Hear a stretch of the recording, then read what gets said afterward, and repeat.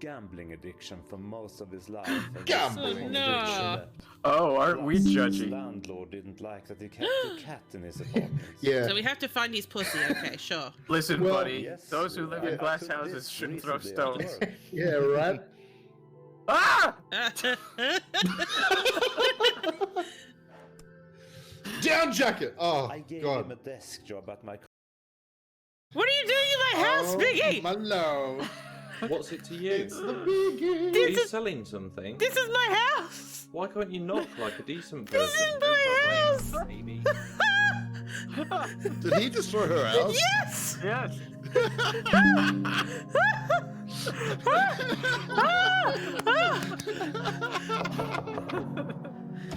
Still there, are you? This That's amazing. Well, we have bullets.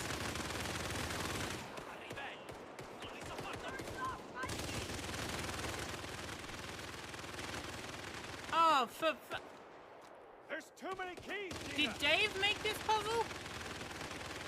I can't find the damn key. Okay, I picked it up. Someone cover me! I'm coming, Gina. All your bloody money to that statue like Like a chump. a How bloody far away must Dad sound right now? like a bloody chump at the workers' club. Oh, there he is. No, come What back. the fuck? Come back. I didn't expect. Unexpected magic carpet. That's the best kind of magic carpet. Hands off, greedy adventurer. You think I'm like other chests? This one. That's the one. Good morning, everybody. Everything should flip into focus now that I hit this. Oh, hang on. I have just remembered a thing. They're not going to see anything because it's What not. have you remembered? Because I changed all the Oh, So I need to make it display capture. This is the one. And now, if I hit this, everything should be fine.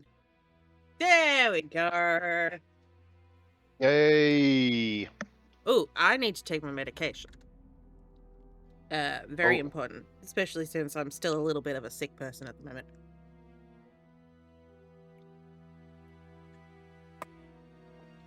Good morning, everybody.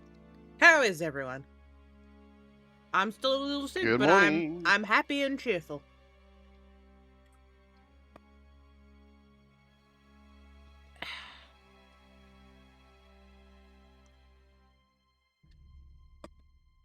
Hooray, DD, that's all we can hope for.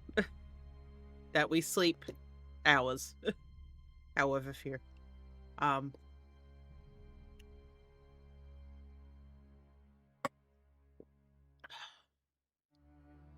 Because you know what? Something's better than nothing. I mean, I slept... Hang on, let's see. Because like what's ago, we went to my nephew's school fete yesterday. So me and Mum did a lot of walking. And, I think I did go to bed later than usual, but not by like only by like half an hour, and then I slept pretty much the entire block. So I think I've got like 4.5 hours in me. Which, you know, considering my usual thing is like 3.5 with waking. No, sorry, it's 5 with waking. That brings me down to 3.5, as my phone loves to tell me. I'm on about 6, so I can't complain. Yeah. I'd love a 6. What's that? It's one of those things that, you know, because I mostly take you know, public transport to work, and when I was at the pain clinic, they went, that's probably a good idea considering how little you're sleeping, because, you know, you never know when today's gonna be the day that your body just goes nut while you're driving. Yeah, not good. Yeah. And I suppose, like, in a way, it works out with the whole petrol situation at the moment. Although, like, mate, yeah, it's wild, isn't it? yeah. I am awake, I swear.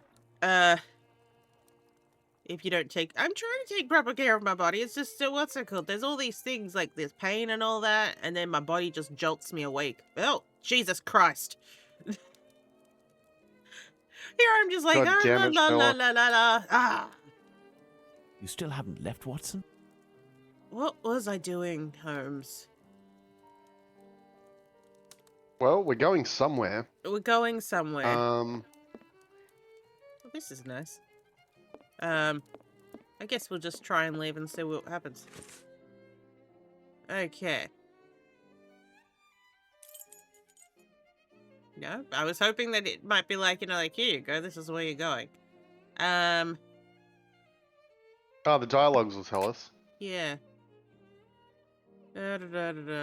Floating organs, female reproductive organs. Oh, the envelope.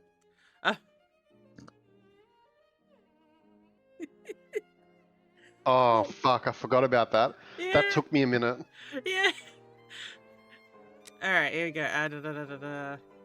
Two police officers wanted to know if someone's suspicious identity of the Whitechapel killer that killed 2 in the past 2 hours. Where, I don't know. Police wouldn't tell me. Quick, Holmes must catch up with them. Certainly not.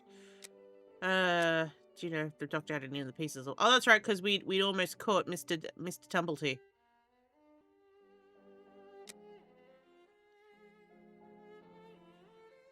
That's right. Okay. All right.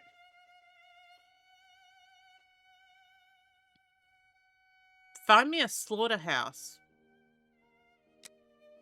Really? Is that what I'm doing now? I guess so. Hey, okay. I should have the walkthrough up ready. Hang on. Yeah. I have a lot of trouble saying Pacopia. Thank you. My dyslexia just struggles to say it every single fucking time. It's just like it's trying to be like because it's like, oh yeah, I can say Pacoco and I can say Cocopia. I cannot say You could just call it. You could just call it Pokemon Crossing. Well, that's called. I'm not gonna get it. Not for just the sheer reason I can't pronounce it, but I just keep going like. I did a lot of Animal Crossing during COVID, but even then I was like, it's not really for me. I'm like, this, is cleaning up a world. Maybe if it was, 2 seconds. I got to deal with the little kitty cat. Oh, kitty cat. Well, while he's gone, I can say that I finished Super Mario Odyssey yesterday. Technically I first played the game in 2018, but it was borrowed on a friend's Switch that I borrowed for like a week. And then I had to give it back. This friend was overseas, and so it was while I was visiting. They offered me the Switch while I was at a hotel room. What's that called? So I played a bit of it then. I then got I feel like it was 2019, 2020 that I got a Switch myself, and that's when I got it and played through a chunk of it again. And then, other things got played and all that. And then my nephew, when he was very young, wiped my entire save game, and I went, now I have to restart it all over again. Oh, my Twitch alerts are off. Sorry.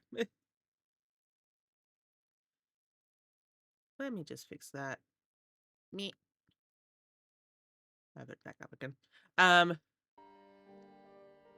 What was I saying? Yes. So I finally finished the actual main campaign yesterday. And it was good in the sense that what's it called? You get to play as Bowser during the final sequence. As one of your, Cappy captures. And that was fun. But at the end of it, both Mario and Bowser are like, oh, look, Peach, can we give you flowers? You know, like, you know, pay attention to us. And then she just goes, no! Walks past both of them. And, like, Murray is, like, patting Bowser on the back like, oh, man. Tough break for both of us, man. And I was like, no, perfect ending. Love it. I did get the Steam Deck, and so, like, I've been installing stuff on that, and then because, you know, like, I'm like, oh, you know, it's got everything that I want on it, it's gonna download quicker if I, you know, don't touch it. So that's why I've been playing more of the Switch, too.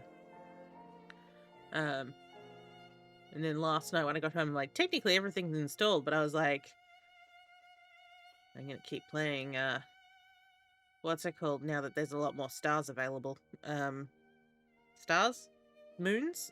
Well, usually they're moons. Power moons, yeah. Alright, so find me a slaughterhouse that will give me exclusive use of its block for an hour. Find me, okay, blah, blah, blah, blah, blah. Pig. So we're trying to find some pigs. I request you search in Whitechapel. Who knows? Perhaps you'll find something about where Dr. Tumbleteen might be hiding. There'll be no shortage of slaughterhouses and pigs' heads in those areas. I can't say it. That game. Pokemon Crossing, we'll say, as Dave gave us. The weird thing about that, like, because, like, when I was reading about it, I was like, I was hoping there was a demo, because I was just like, that whole thing where you're not playing as a human in that world, you're playing as another Pokemon that is decided to look like its old owner. Disturbing. Alright. We'll just go into Whitechapel and walk around. See if we can find ourselves a, What a ridiculous idea to have asked Holmes for something to do. Where on earth am I going to find what he wants? Oh, hello, sir. Perhaps that kind Lucy will be able to help me. But, don't we know where Lucy is? She's the lady in the window, I think.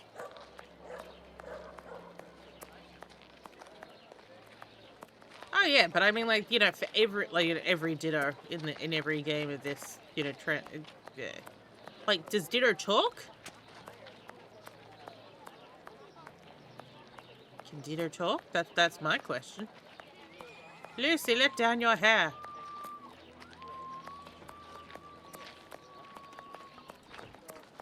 I hear women screaming.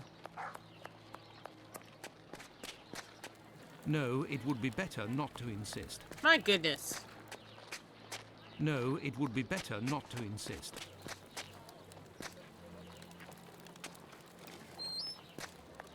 Out of the way, I don't like the look of you. Cool. Good evening, Lucy. But is something wrong? Good evening, Dr. Watson. Yes, it's my uncle. He's no longer with us. Please Oh, no. accept my condolences, miss. Thank you, Doctor. But why are you here? Can I help you?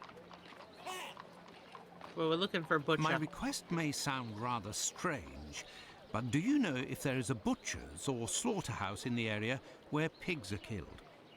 Yes, Fletcher's the man. He was a regular client. Owner of a little butcher's shop not far. But Miss Bella didn't want him to come, as long as he didn't treat his awful sickness. Oh, Can you point what to his sickness shop does on he my have? map? Certainly. Thank you. Tell me about the murders, Lucy. Do you know anything about the two latest murders? Oh, goodness me, no. All the girls in the neighborhood are terrified. Who will be next? That's what everyone is asking. What is your color scheme, woman? You've got, like, 2 different tones of green.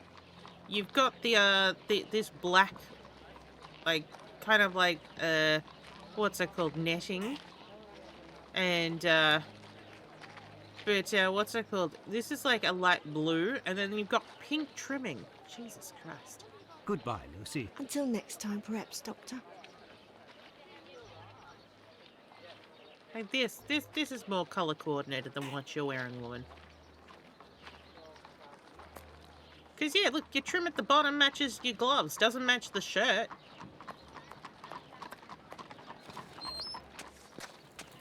Where am I going on my map?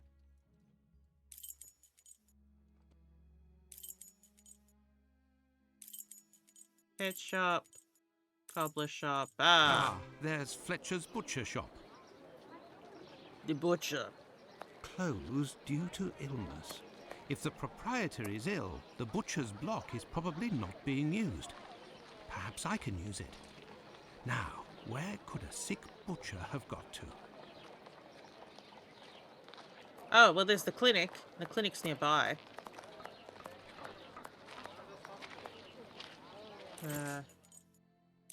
Yes, if Fletcher is ill, he should be here.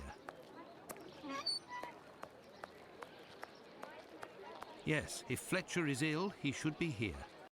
Are you just going to keep saying that? Yes, if Fletcher's here, he should be here. Good evening, Dr. Watson. Good evening, Dr. Gibbons. I have come to see you because I was wondering if, by any chance, you happen to have a patient by the name of Fletcher, a butcher who would have relinquished his shop due to illness. An illness caught during nocturnal encounters, if you catch my drift. Fletcher is one of the regulars at the clinic. Mercury treatment against syphilis. A night with Venus, a lifetime with Mercury. He left London a fortnight ago for the fresh country air. Oh, shiz. Why is he of interest to you? Oh, no reason. I'm more interested in using his shop, only for an hour or so. Would he have left his keys with family in the area? He has none left, but he must have left Hardiman, the cat's meat seller, to oversee his shop. They're in business. They're good friends. Do you know where he can be found? No, but wander around the neighbourhood and listen for his beep beeps. He often passes in front of the clinic. Besides? Besides?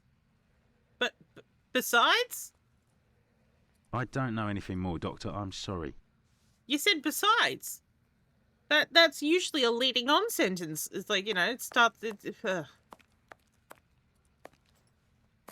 You're on drugs again, aren't you, mate?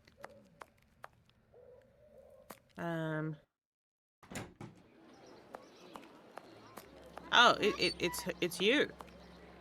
Have you seen... It's me that you're looking for, sweetheart. Always. Actually, no. I am looking for the cat food seller, Hardiman. Hardiman? Poor Hardiman? It isn't quitting time for him yet. That gives me some time to wander the streets before he shows up, and with him all the cats hereabouts. Where does he live? Do you know where he lives? Sure. And for a copper, I might even tell you. Here are a few coins. Oh. You're too kind, Governor. Well, these days, I knows that he lives with his mammy on Hanbury Street, in the same place where Dark Annie bled to death. Wow. Why did you call him poor Hardiman? Bah, he's in grieving, of course. I have returned. Just a few weeks ago, he lost his wife. I found our way a bit. And 3 months before that, his girl, poor fella. He was in tatters. Even came to cry on my shoulder, believe it or not. But you hate cats. Well, I must leave you. I must go to Hanbury Street. Hanbury Street. Which one was Hanbury Street? This isn't really going to tell me, though, is it? I have to just wander. He's lost his wife and he's lost his girl. When we say girl, do we mean his daughter? Oh, no. Or... I have no reason to go No reason to go that way. I just think it's around this way because this is the area that, you know, Sherlock and he had that, that fun exchange. Bucks Row. No, this is Bucks Row. Hanbury Street.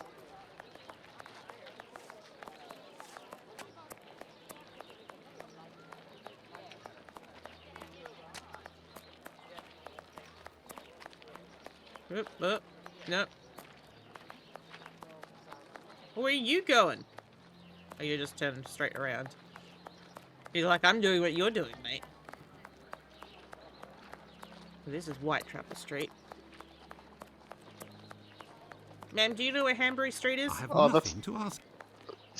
That's the cat lady. Yeah. And we're looking for the cat man. Whitechapel Street. Because, so, like... Pardon me. So we found the butcher's place, but the butcher has, I was about to say the clap, but he's got syphilis. The clap is syphilis, isn't it? Or It's is it clap? similar. No, the clap's I chlamydia. thought the clap was chlamydia. Yeah. Yeah. I have nothing to ask. But so he's gone for his health because he's got the clap. And he's left his keys with the cat man. So now we're looking for the cat man. He apparently lives with his mother on Hanbury Street, Okay. near where Dark Annie died. Oh. Someone's going gung-ho with that bell.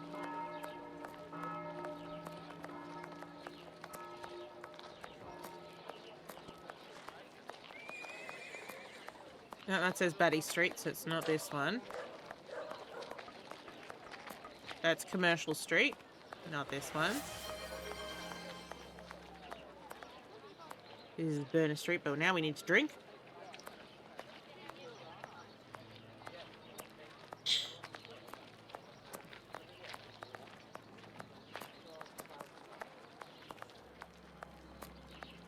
This is also Commercial Street. Oh no, this street that we're on is Commercial Street. So, what's this one around the corner?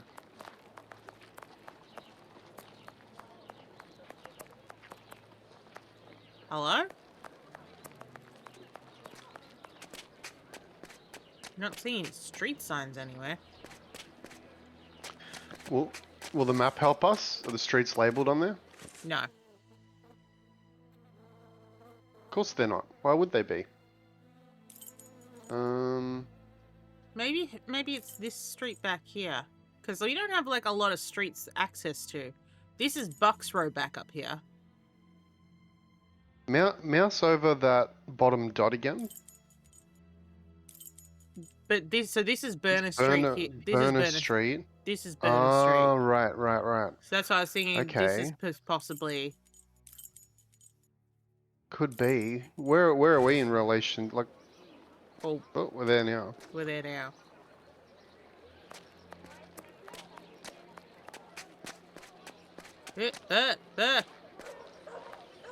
Oh, that's just... Okay, that's just darkness over there.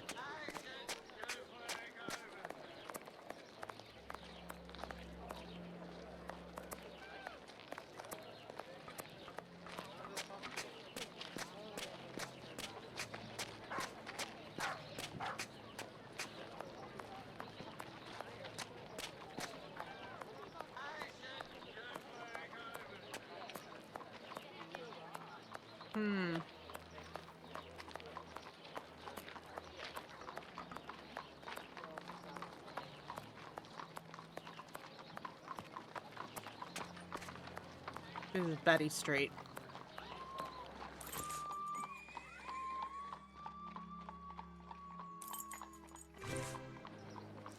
Let's see what's around this area. Yep, she's just... Apparently, there's a 29 Hanbury Street fast travel spot. Oh! Oh! Is it It's on my not in map? Whitechapel. You gotta go. You gotta go out to London. London! Map of London. There we go. This is the building in which. No poor wonder we Annie can't Chapman find it. was Yeah. killed. Oh, there he is. Oh, I hadn't realized it had switched back to me. I thought it was still a cutscene. I have nothing to ask. Hey, beep beep man. Still no idea why you go beep beep. Hello, are you Mr. Hardiman? Like if it was That's during the me. car era, I'd understand, but this is pre-car. I am Dr. Watson. I have come to see you about. Maybe he's being a Fletcher's train? shop. I would like to use it for an Wouldn't hour that or be two, if you have the keys and your rates are reasonable. Do you want to operate on someone in the butcher's? Not at all. One of my friends needs it to prepare pig's heads. Well, why not? Fletcher certainly wouldn't mind, but there's a problem. Oh. Well, what is the problem? A problem? How so? This morning, the neighbour above broke his key in the door. The old boy must Oh, have no. already had a drink. So? Well, I tried my best to unjam Oh, it with no. Fletcher's spare key. Oh, which is pretty Jesus. thin, and bam, that one broke too. Hard luck. But if you have the end of the broken key, perhaps it can be fixed. It must still be upstairs. I didn't pick it up. Fletcher has a key too, so I didn't think it was a problem. Fancy if I just had another key with a simpler blade, I could copy it. I'm great at odd jobs. Fine, I will try to find all of that. Okay, I don't know where. Well, see you later then. Goodbye, sir.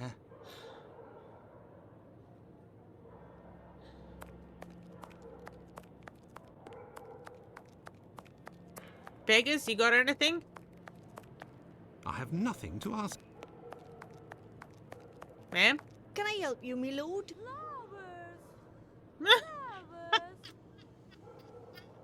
What? So, she's standing right next to me. Can I help you? Flowers! Flowers! No, it would be better not to insist. Ah. I have no reason to go that way. No reason to go that way. There's no reason to go. Oh, cat's mates. Oh my god. Oh, good. We can go into his house.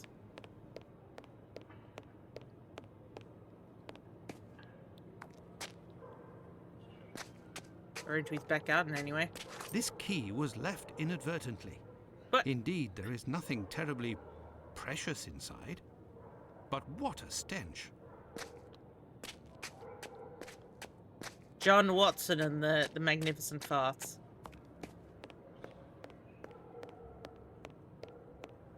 That's a lesser known short story. Yeah. Mate, I found this. Does this help? Have you found everything? Everything. So we need multiples. I mean, did you have a pocket knife?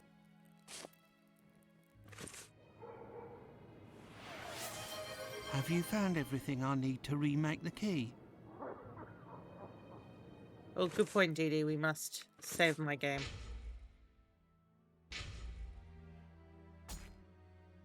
Yes.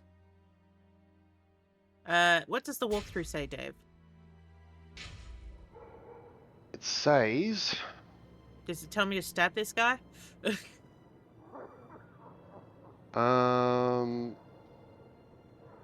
I think we're gonna go back into the cat's meat house. It says go back down the stairs, turn left, enter the backyard area where Annie Chapman's body was found. Oh, so it's not just near where she was. This is where she was found. Yeah. Grim.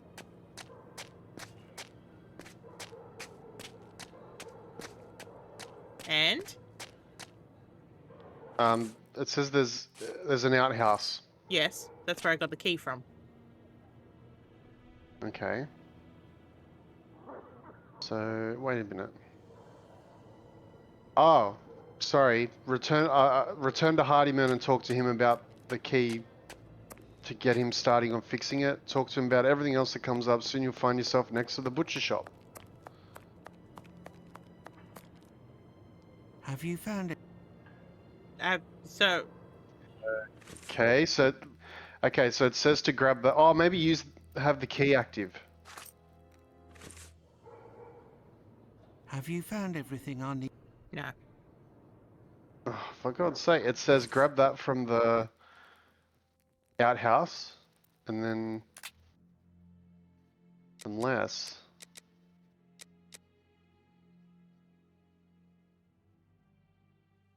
Oh, hang on.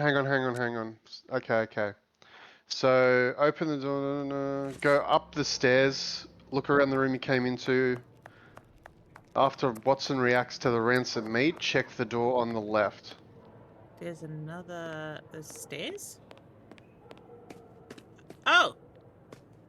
These are stairs. Those are stairs. Jesus. Oh, no. But what a... Oh, how dreadful. My word.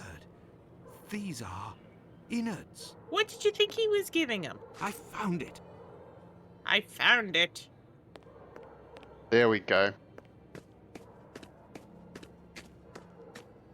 I can't see for shit. There we go. I am a bit out of practice being the guide. Yes. Have you found everything I need to remake the key? An ad break is starting in a minute. 11 seconds. There you go. I think you'll manage with all of this. I'm sure I will, sir. It won't take me long. Sorry to hear your wife died. Say, I think there's some of your business upstairs. Oh, you're right. I ain't had the time to sort it out. Sometimes I'm in such a hurry to prepare my meat that I forget to clean up. But why do it in the stairwell? So it's not in the bedroom. Bucket loads, Jesus they do, Christ. as you've seen. Now, why would I do that in my own lodgings? Ah, of course. But what about your poor neighbours? They I have owe it none. to me all the times I've helped them out. And I don't have a shop either. Say, you sell animal meat, isn't that right? Would you Yes. know where I could find a dozen small pig's heads? The guy who gets me my offal should have some. I'll pay your day's wages if you meet me at Fletcher's butcher shop in 2 hours with the pig's heads. Here's a little advance. I'll do my best, Doctor. I'll do my best. The caretaker of another building told us that the place where your mother lives has a reputation for facilitating prostitutes' activities. Is that true? My mother is Sure, one. the doors are never closed. They come through here like it's Paddington Station. By the way, I heard about your loss. My condolences. Ta, sir. I saw them die slow deaths.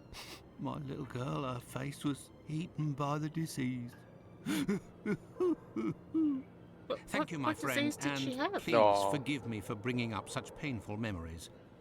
that you watched. Go, them I must be do my eaten? rounds, and I will look for what you've asked for.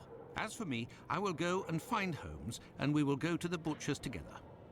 Your mouth didn't Let's move. return to Fletcher's butcher shop. Whee! Hello. Your heads are on the block inside.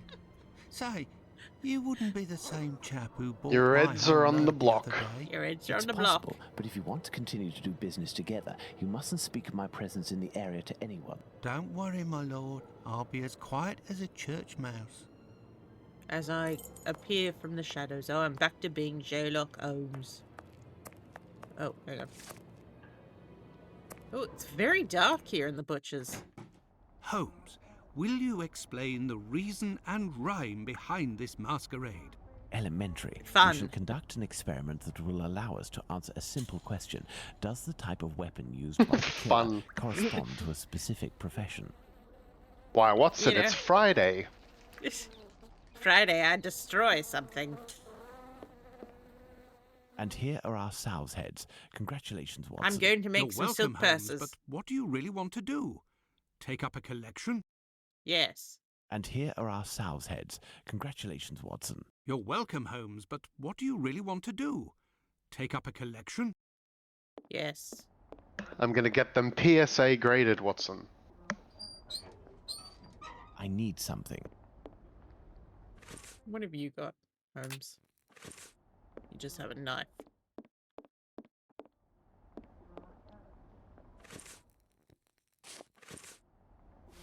And Stab. here are our sow's heads. No. You're welcome, Holmes, but No. what do you really want?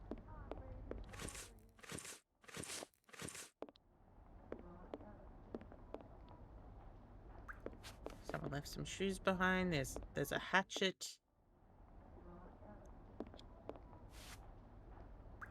Sorry, I just couldn't remember. There's that. And this. There is nothing further to find in this room, Watson. However, I need some knives. Our only hope is behind this door. I need something. I need some knives. I need some nut. Watson, it's time. Tonight's the night. There is nothing further to find in this room, Watson. However, I need some knives. Our only hope is behind this door. Which has just become harder after There. This door Oh. is slightly raised. Okay. There is Now? nothing further to find in this room.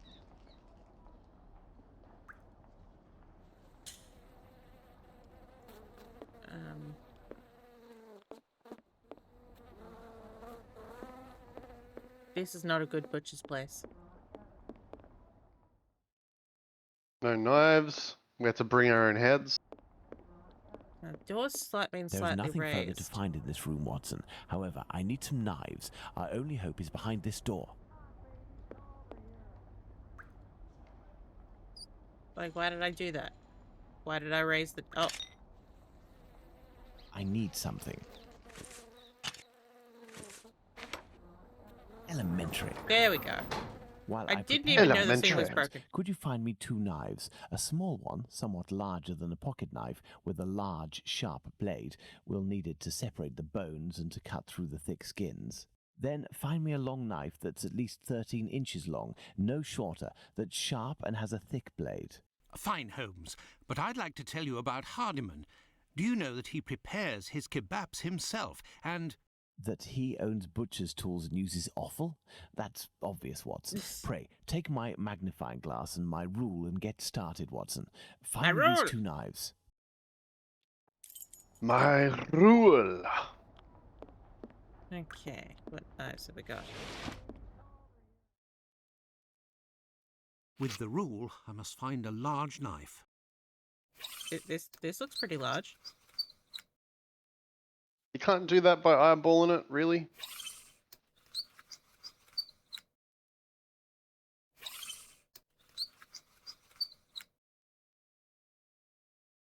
What am I looking for?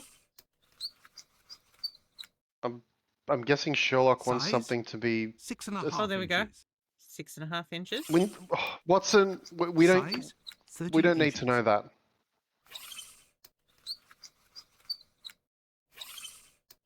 Size? 8.5 inches. Again, Watson, too much information. Size? 7 inches. Size? 11 inches.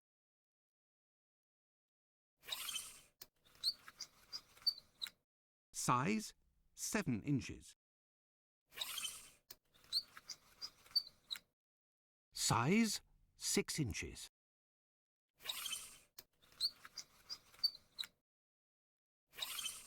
Size? 10 inches. Thanks to the magnifying glass, I can find a small knife that matches Holmes's description. Okay. It's got blood on it. Oh, they all do. Yeah, well, it's a butcher's shop, so... Yeah. I'm all jumpy because of the moiters. The moiters. Fragments of cartilage. Oh. Large size.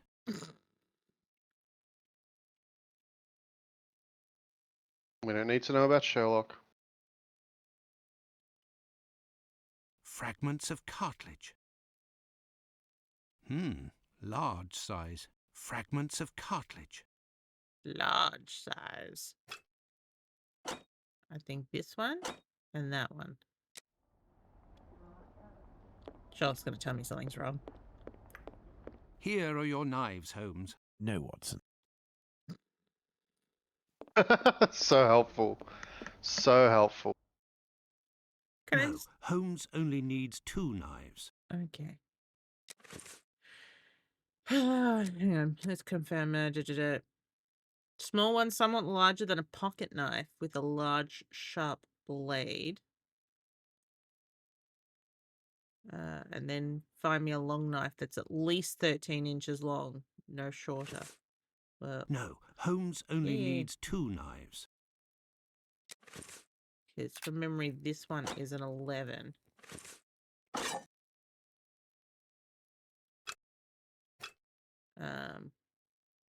Okay, let's see if the small knife I picked was a good one.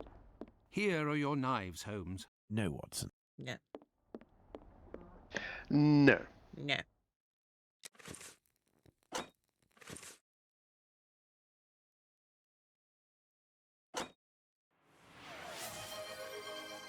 Hydrations.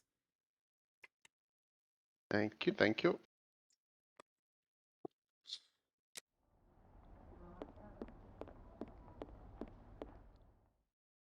Here are the knives There you we asked go. for. Be careful, they're awfully sharp. Holmes, I must say that this experiment is making me rather uneasy, comparing animal heads to these poor women. You're right, Watson, but this somewhat shocking experiment may help to end this massacre and save other victims, you can be sure of that. Look, these pigs' heads are still bloody, which will suit our experiment perfectly. I have a pocket knife and a scalpel with me. With the 2 knives you just brought me, we have a similar array of weapons as those probably used by the killer. We saw 3 types of throat wounds on the deceased attributed to this man, those intended to slit the throat, those intended to decapitate, and the more superficial yet mortal wound that led to the death of the unfortunate victim in Dutfield's yard, Miss Stride. With the help of these 4 knives, we are going to try to recreate these wounds on the pigs' heads and see what we can establish about the weapon or weapons used. We may also be able to rule out Miss Stride as a victim of the killer of the other 3. All right, we're Sherlock Holmes again. Yep, we're stabbing the pig. Select the right knife. More knives. Knives. Okay.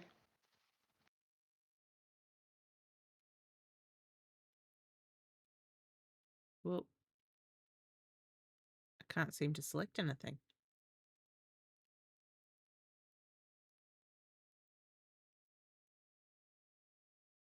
Guess we have to here we tick the go. boxes next to the... With the help of your 4 knives, try to reproduce on the 3 pigs' heads the wounds indicated by Sherlock Holmes. Click on the pig's head. Okay. Let's try to use these weapons on this head to obtain a large deep wound to the throat, like those that were noted on 3 of the 4 victims. Okay. Oop. Hang on, hang on, hang on. Oh, god damn it.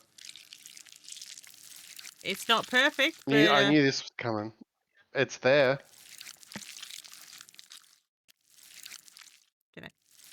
There we go. I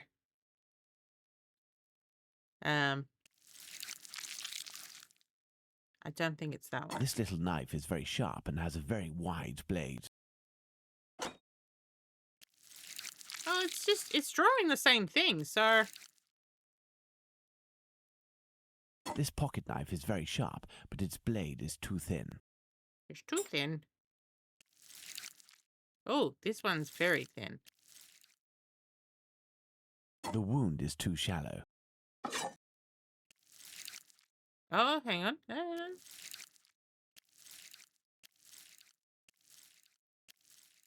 Look, Watson, this knife easily penetrates the flesh.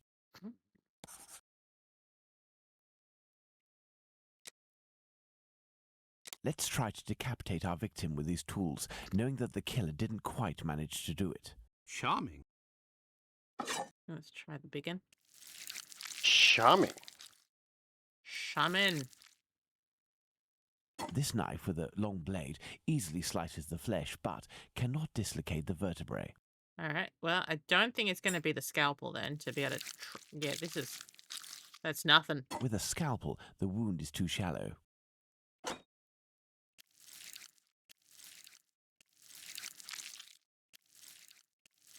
Come on. Give me the eye! There we go.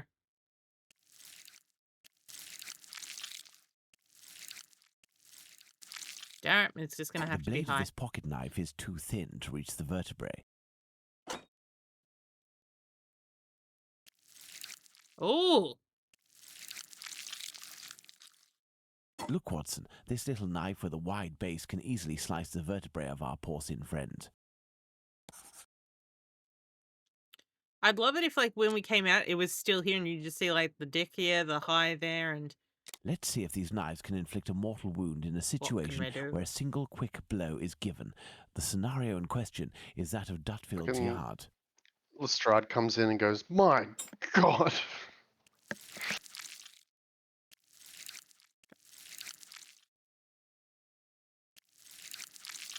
I was hoping to be able to do, like, a Lestrade, but... I've done a mountain range. This particularly sharp blade can make a deep gash with one quick slice. Look, Watson, the blade sinks easily into the flesh. In using the cutting edge of this pocket knife's blade, I can scrape the skin. Just scrape it, nothing else. Oh. It cuts through the flesh easily as the blade is so sharp. But that gives us 2. That's not... Oh. Knife or knives. I can't pick them up, though. Yeah, how you meant to drag him across?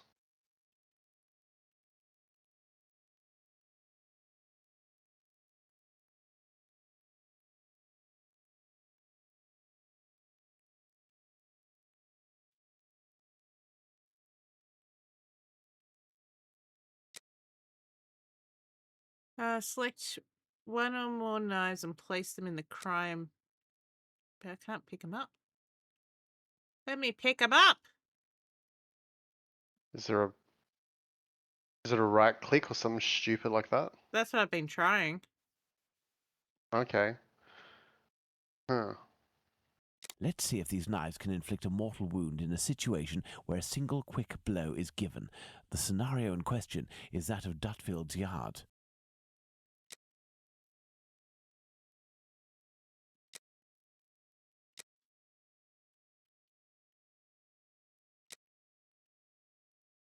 Just figured try resetting the puzzle.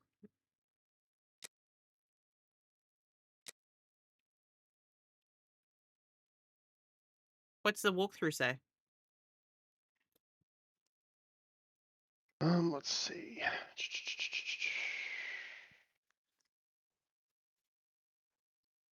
Okay.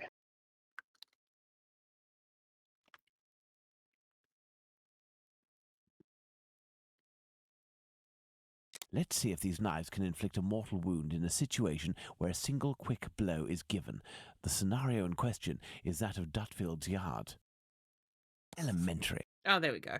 Okay, there we go. Okay, so yeah, I was just about to say, it says once you try all 4 knives and get the right checkboxes checked, Holmes will say elementary and you can move on to the next experiment. Let's try to use these weapons on we've this got head to multiples on obtain each a of these. large deep wound to the throat, like those that were noted on 3 of the 4 victims. Elementary.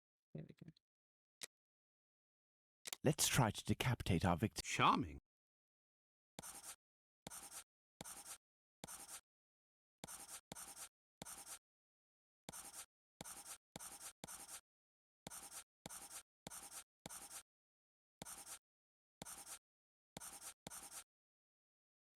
Elementary. Okay, there we go.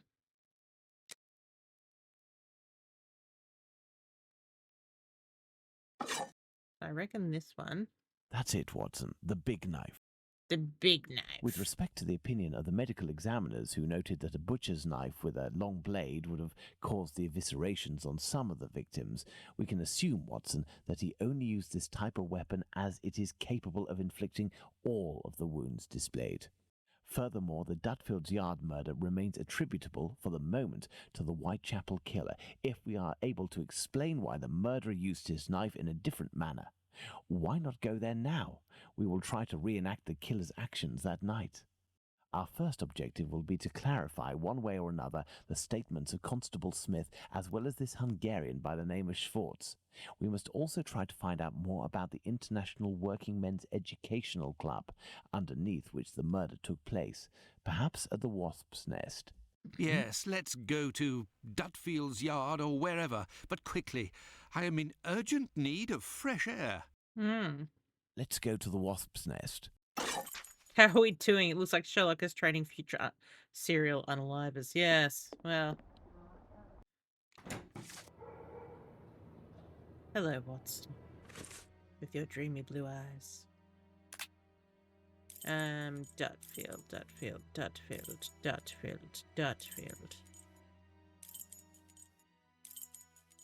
Ah, the Wasp Nest is in Whitechapel. Yeah, but I thought he said let's go to the Dutfields. He didn't say let's go to the Wasp's Nest. Anyway, we'll go to the Wasp's Nest. Don't forget that Bluto may still be hiding here. Oh no, Bluto! I will try to find out more inside. You, Watson, must intercept the policeman on his rounds. Given the hour and a bit of luck, it will be Smith. Try to get some information from him. Understood, Holmes.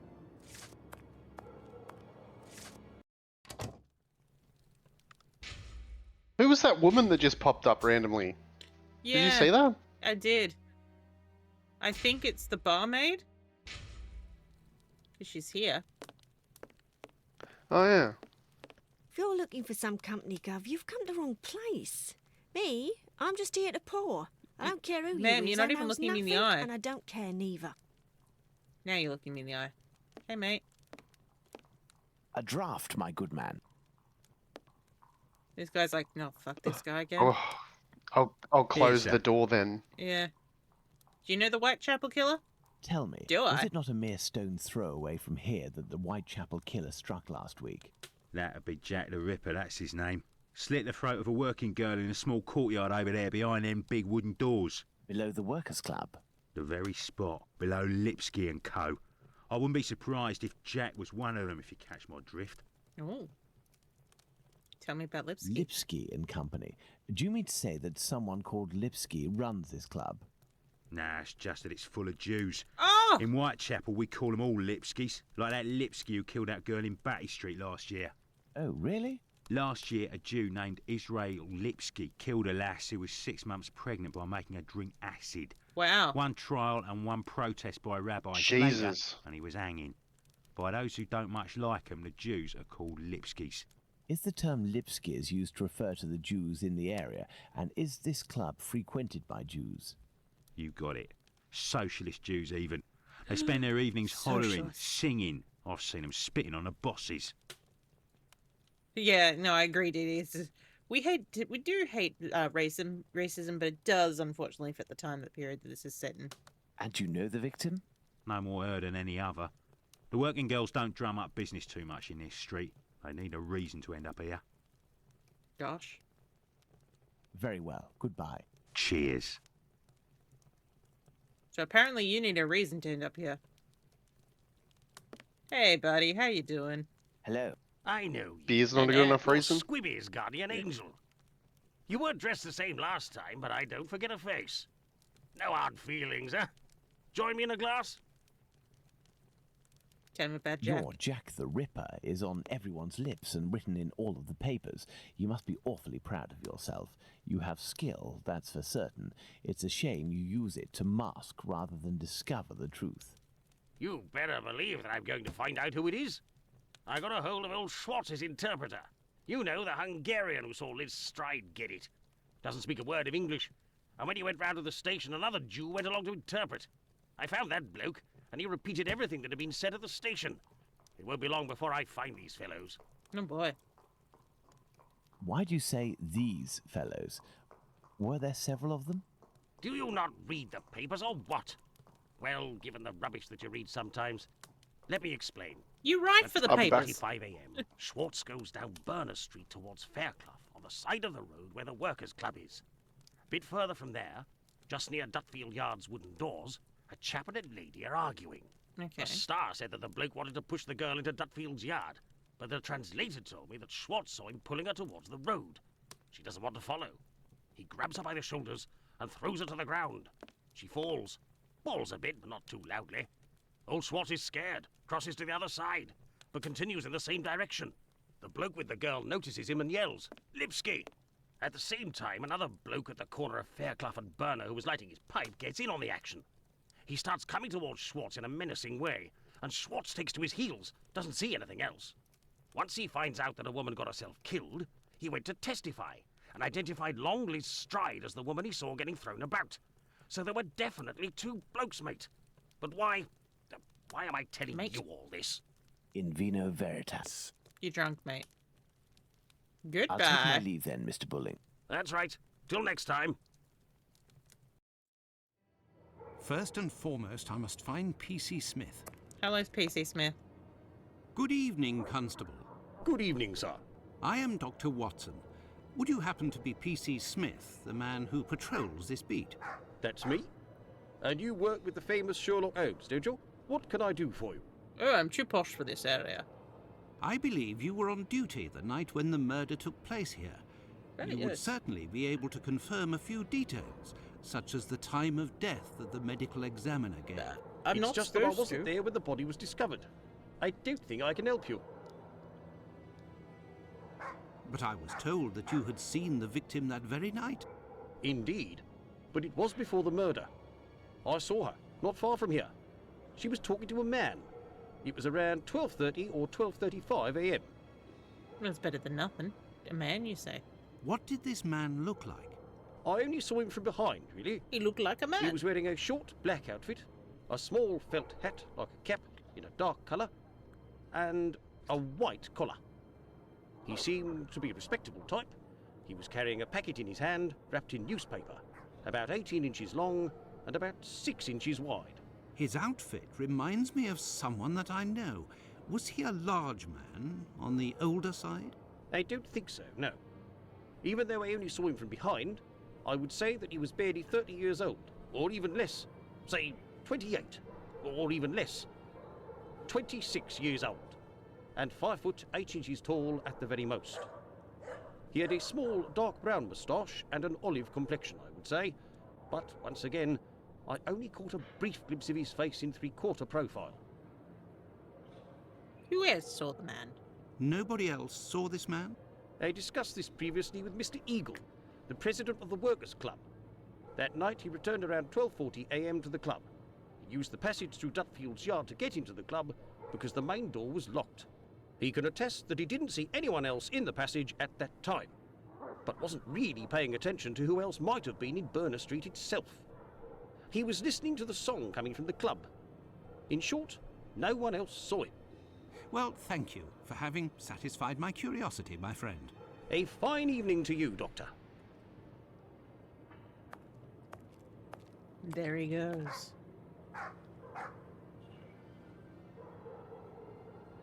Okay, so...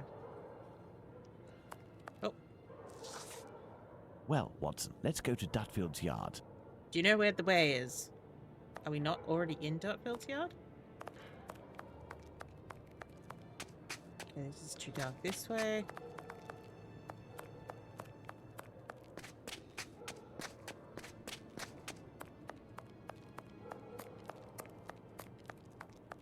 Oh, you can tell it's darker though than usually when we're here. Oh, Dee says drink.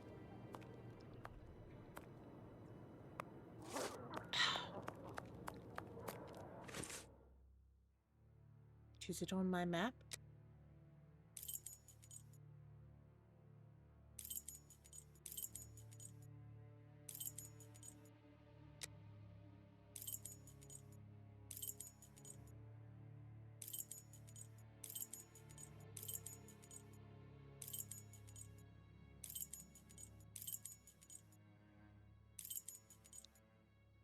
I think it still has to be close to here because, like, why would the wasp's nest know about all of this if?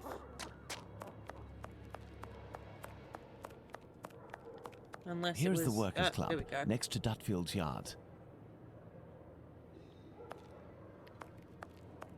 On this poster is written, Club for Socialist Jews, the Cradle of Liberty. Interesting. Dutfield's yard.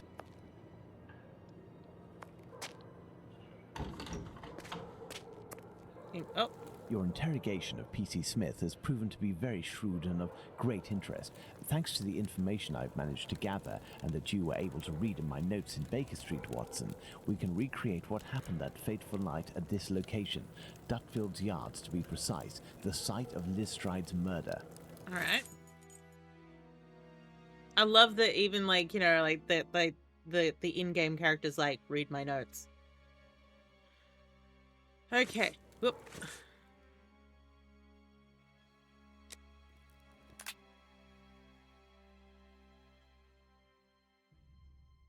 Alright, the notes in here. Here we go. Note on the murder of Liz Stride at Dutfield's Yard. Certain information that I've collected must be verified. Liz Stride, nickname Long Liz, 45 years old, height 5'5", occasional prostitute. She lived for the last 3 years in a stormy relationship with a certain Kidney, a waterside labourer, what a name, 36 years of age, with whom she'd left a few days earlier. She charged him with assault but failed to appear in court. The case was thrown out. The victim was discovered dead by one Louis Dimschultz at 1 o'clock in the morning on September 30th. Man thought to verify if his wife in the building next door was still alive before sounding the alarm. The two doctors who came at the police request at the scene of crime moments after the discovery of the corpse put the time of death after 12:46. Cause of death hemorrhage due to throat injury. The weapon was a small knife with a large blunt edge. The verification of the statement is necessary. Could this wound be caused by another tool?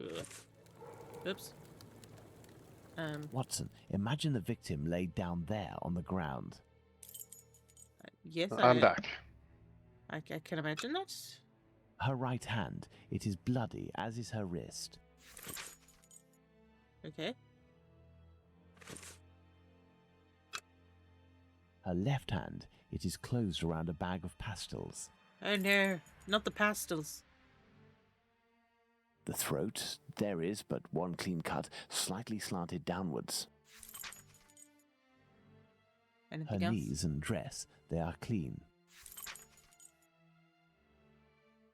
Yes, it looks like she is untouched around the stomach area, which is love to see. Mm-hmm. Anything else while we're here? Oh, hello. This door leads to the club for Jewish socialist workers. What shall we do, Holmes? What shall we do with the drunken Holmes? Early in the morning.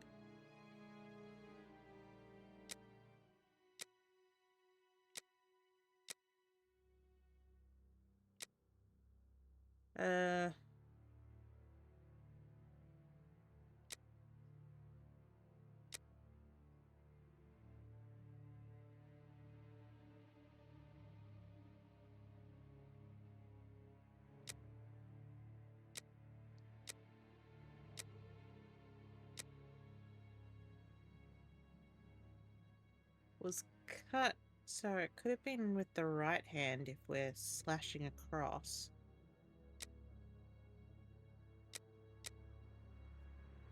The only thing is the wall there. Would it block the arm from slashing from left to right?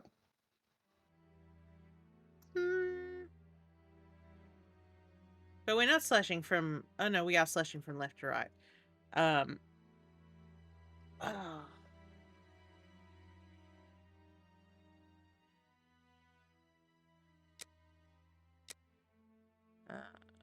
It was from above because the slash comes from her neck downwards. You know, from higher on her neck downwards.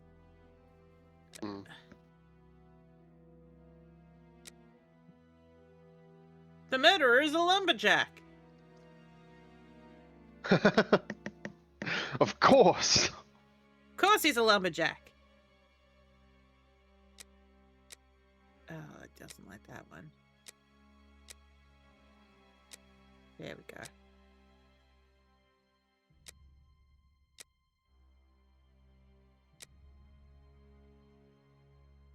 Well, that's all looking pretty good.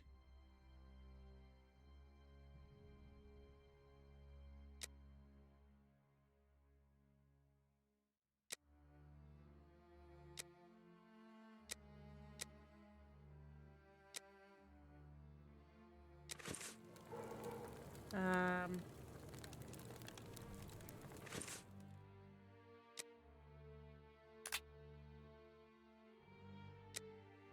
we go.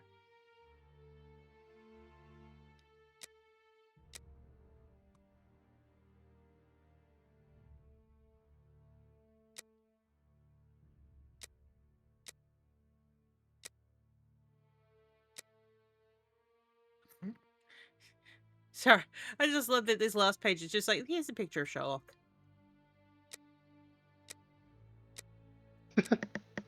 That's like his LinkedIn photo. Yeah. The timeline, that's what we need to do.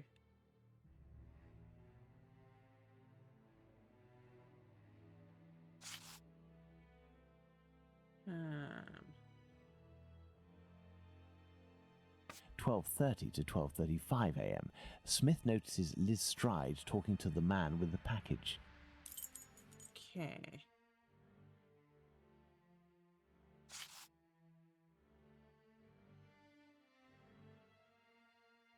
(12:44 a.m.) Schwartz crosses to the other side of the road. The attacker sees him and yells, "Lipsky!" The attacker must have shouted to his accomplice at the end of the road, Lipsky, indicating at Schwartz using his head in an attempt to scare off this undesirable. This is at 1 a.m. 1 a.m. Mr. Diemschutz wants to enter with his cart, but the pony refuses. We know that the murder took place between 12:45 and 1 a.m. Mr. Diemschutz, therefore, must have disturbed the killer.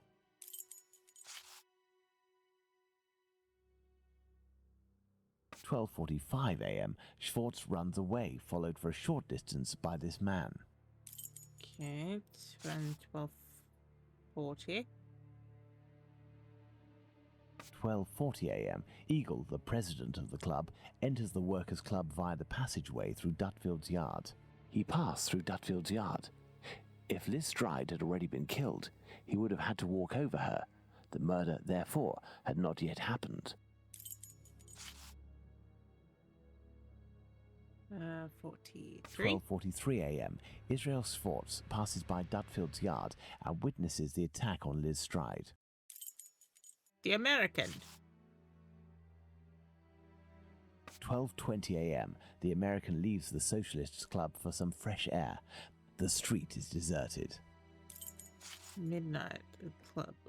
If the club meeting ends at 12:30, then why are they still in there afterwards? Midnight, the Socialist Club meeting ends. The members, mainly Jewish men, gradually begin to leave the club in little groups or alone. Let's place Liz Stride's murder on the timeline, Watson. All right. 12:45 to 1 a.m. The murder of Liz Stride. It took place in this very spot, as the traces of blood were very confined. We will come back to this point in a few moments to elaborate on what could have happened. Well, we are still missing certain information in order to finish this investigation, Watson. Cool.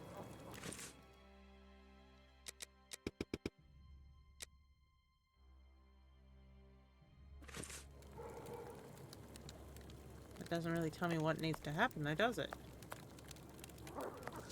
This door leads to the club for Jewish socialist workers.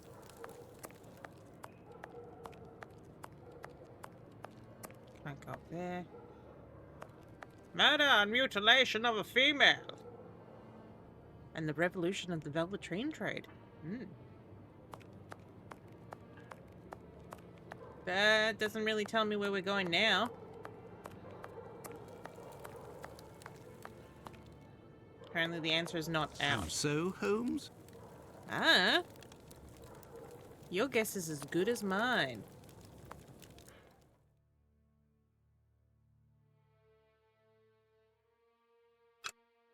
Her left hand, it is... Her right hand, it is... The throat, there is but one clean cut.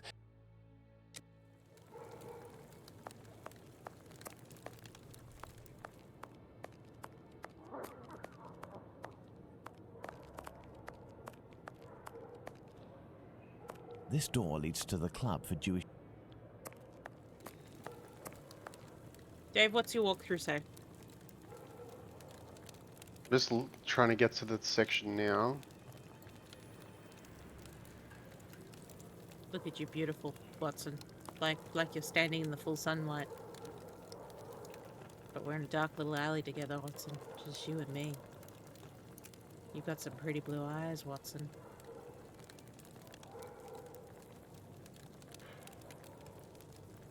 You're looking at my neck? What's happening here?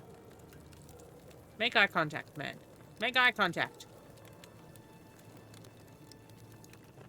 Are you looking at my chin? What's happening here? That jawline, Holmes. Yes. Oh yeah, back to the deduction board. So, Yep. Done that.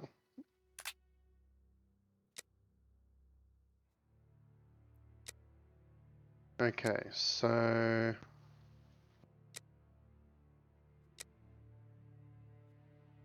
we've got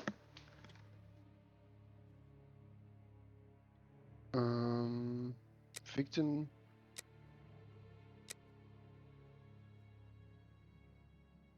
Okay.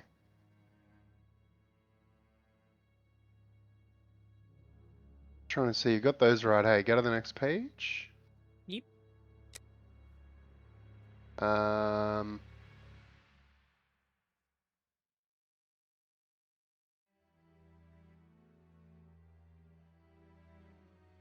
Yeah. Next Okay. page. Hang on. What's going on here? What? It looks right. I don't understand. Hang on. Let me try and find another one.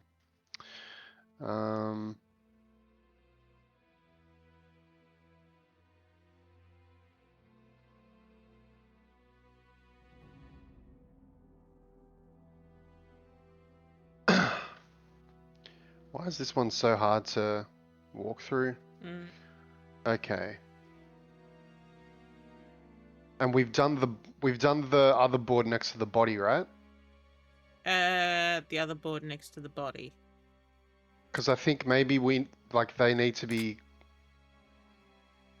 Oh yeah, maybe it's the timeline. Hang on. Because I think if we're missing something on one of the other boards, even if the other one's right, it's not gonna trigger. If that makes sense. Okay, so the timeline board is. Okay, so the time. So midnight, you've done that. Midnight, not a sound from the pavement.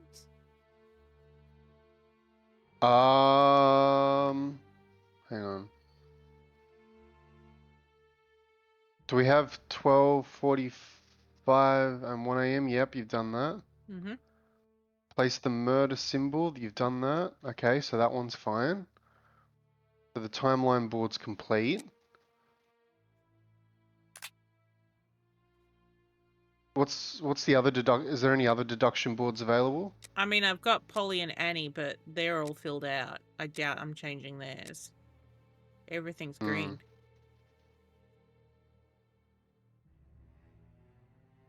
Okay. And I've got my conclusions. Conclusions. So everything's.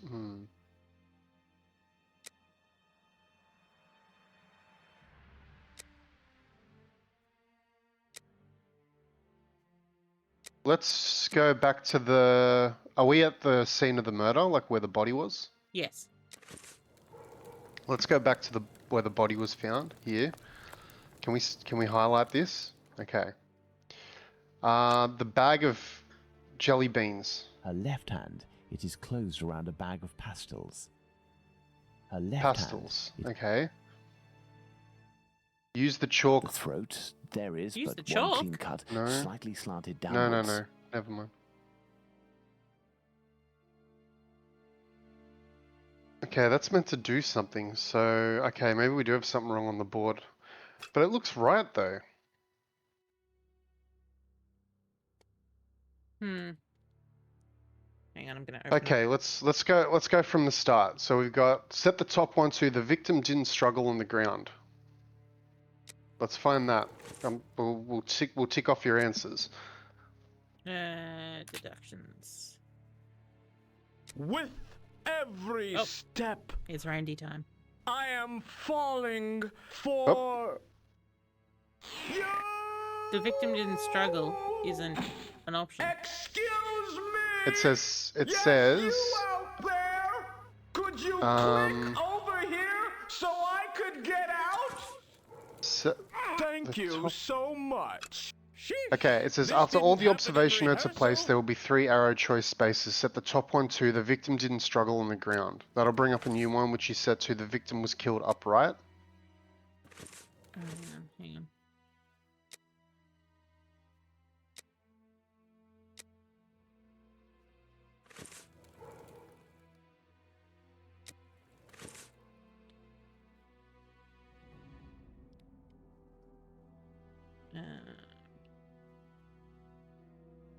So. Okay, what options do we have? And I'll try and find those. You see all the options we have. There's nothing else. Oh, you mean these? No, I mean in the arrows. Yeah. Okay, so run superficial. Okay, none of those three options are in any of these. That's great. The murderer.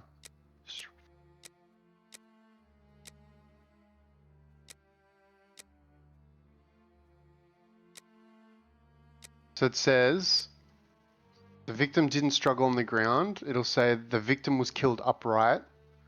The next one pops up. It says Stride and her murderer were standing at the moment of the mortal blow.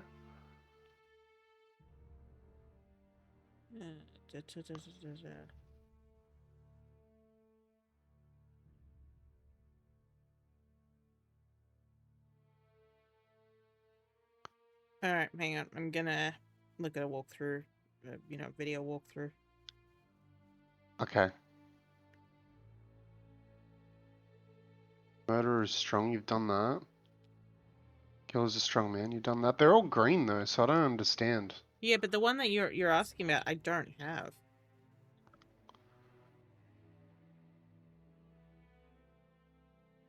Maybe see how there's like blank spaces between the.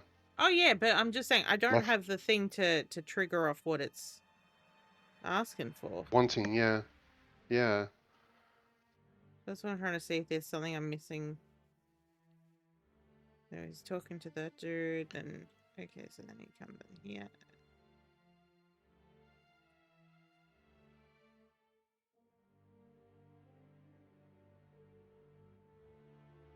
Maybe we need to go over the body like points of interest again. Yeah, that's what I'm trying to see if there's a specific one that I'm missing. So we've got, obviously there's the wound on her throat. Then there's the muddy spot left of the head. Oh, Bloody I don't have hand in the other hand. Hang on, I don't have the muddy spot.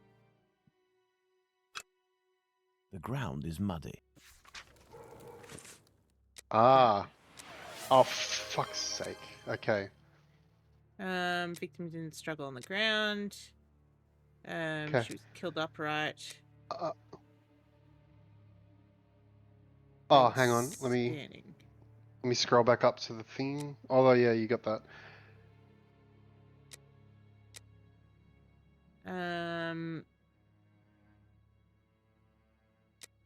No. Okay. Same height as the victim. Yeah. Is what it says. So one of these have to be wrong. Yeah. So. There we go. We have two There we go. possibilities. Far the out. first Okay. is that Liz Stride's killer and the attacker, seen by Schwartz, were one and the same man. The second is that Liz Stride meets a client. After some discussion, they head towards Dutfield's yard to do their business. As soon as they arrive, the attacker appears while his accomplice keeps watch. Thank you. Schwartz's arrival dissuades the two men from lingering. They leave the area and leave Liz Stride in a tense state, but glad to have kept her client.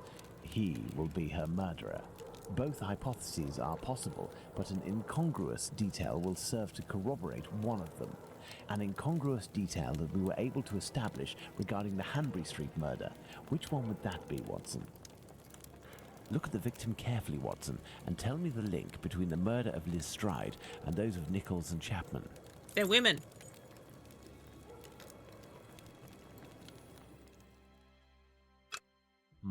No, that's not it. No, that's... The bag of pastels, Holmes? The bag of pastels. Indeed, Watson. If this woman had to defend herself against an attacker, why would she have held onto this bag in her hand? It didn't fall because this She woman's really liked hand her tensed at pastels. the moment Yeah. when she fell to the ground. Therefore, Watson, we know the killer distracted his victim's attention by making them take something out of their pockets. Why didn't he slit her throat like the others? He must have feared a struggle with this strong-willed woman. Why didn't he eviscerate her? Because Louis Diemschutz arrived. Do you think the Whitechapel killer is behind this murder, Holmes? Yes, and now this murder has been linked to its rightful perpetrator, it will take on deeper meaning when we have examined the facts from that night. Let's go to Mitre Square, where Catherine Eddowes was killed. And make haste, Watson, as we have another murder to commit in 40 minutes. What? Here we are, Watson. Mitre Square. We have a what It to took us a what? mere 20 minutes Apparently to we're get here. committing a murder If in the 40 killer minutes. left Dutfield's Yard around 1 o'clock, as we assume, he would have arrived here at around 1:20 a.m. We know that Catherine Eddowes' body was discovered at 1:44 a.m. Catherine was released from prison around 1 o'clock, but we have no information as to what she could have been doing until her death. This place has 3 possible ways out. Let's see where they lead. As a precaution, I brought an old map of the area with me. It will help us get our bearings. Let's hurry, Holmes. This neighborhood makes me ill at ease. Okay. There's a synagogue, St. James's Passage, there's a church passage, there's the Imperial Club. Okay, let's actually read what happened to her, apparently. Notes on the murder of Catherine Eddowes. She was 46 years old. She was 5. She was an occasional prostitute. She had one regular relationship for 7 years with one John Kelly, a man of no regular employment, about the same age as the victim. The victim was found dead at 1:44 on September 30th by PC Watkins, who was on his rounds. He secured the area by calling to the watchman of the warehouse located some feet from this crime scene. According to the doctor who arrived on the scene at 2:18 a.m., the victim had been dead for half an hour. Unlikely, as we know from the experience, how hard it is to precisely establish the time of death. When the corpse has been very mistreated. Cause of death, hemorrhage due to the throat wound. Medical examiner also confirmed additionally the extractions committed on the corpse were done post-mortem by the right-hand man possessing a long-bladed knife. Victim was subject to numerous mutilations. Victim was found stretched out on a dark corner of Meter Square, notorious meeting spot for prostitutes and their clients because of its remote, poorly lit location. It should be noted that the victim was freed from the Bishopgate Street Police drunk tank at 1 o'clock in the morning. Mitra Square was visited at 1:30 by PC Watkins coming from Mitra Square, at 1:42 by PC Harvey coming from the church passage. The 2 police constables didn't see anything suspicious in the area, but it should be noted that PC Harvey didn't enter Mitra Square, unlike PC Watkins. The watchman came to lend a hand to Watkins at the time of discovery. The body had been awoken during the time of the crime. His door located a few feet from the spot where the victim was dying, and didn't hear anything until the police's first call. Firstly, you must note the clothing worn by Catherine Eddowes is very characteristic, I think, in a particular pattern green chintz skirt as well as a white men's vest. Few of her possessions, including the thimble, were found around the corpse. The white apron was found on the corpse with a part missing. This missing part previously resewn, thus ensuing authenticity was found at 2:55 on the night of the murder by PC Alfred Long, who states that the object wasn't there at the preceding patrol at 2:20. A piece of bloody apron was found in the apron hall leading to the stairs of 108 to 119 Wentworth model dwellings on Goulston Street.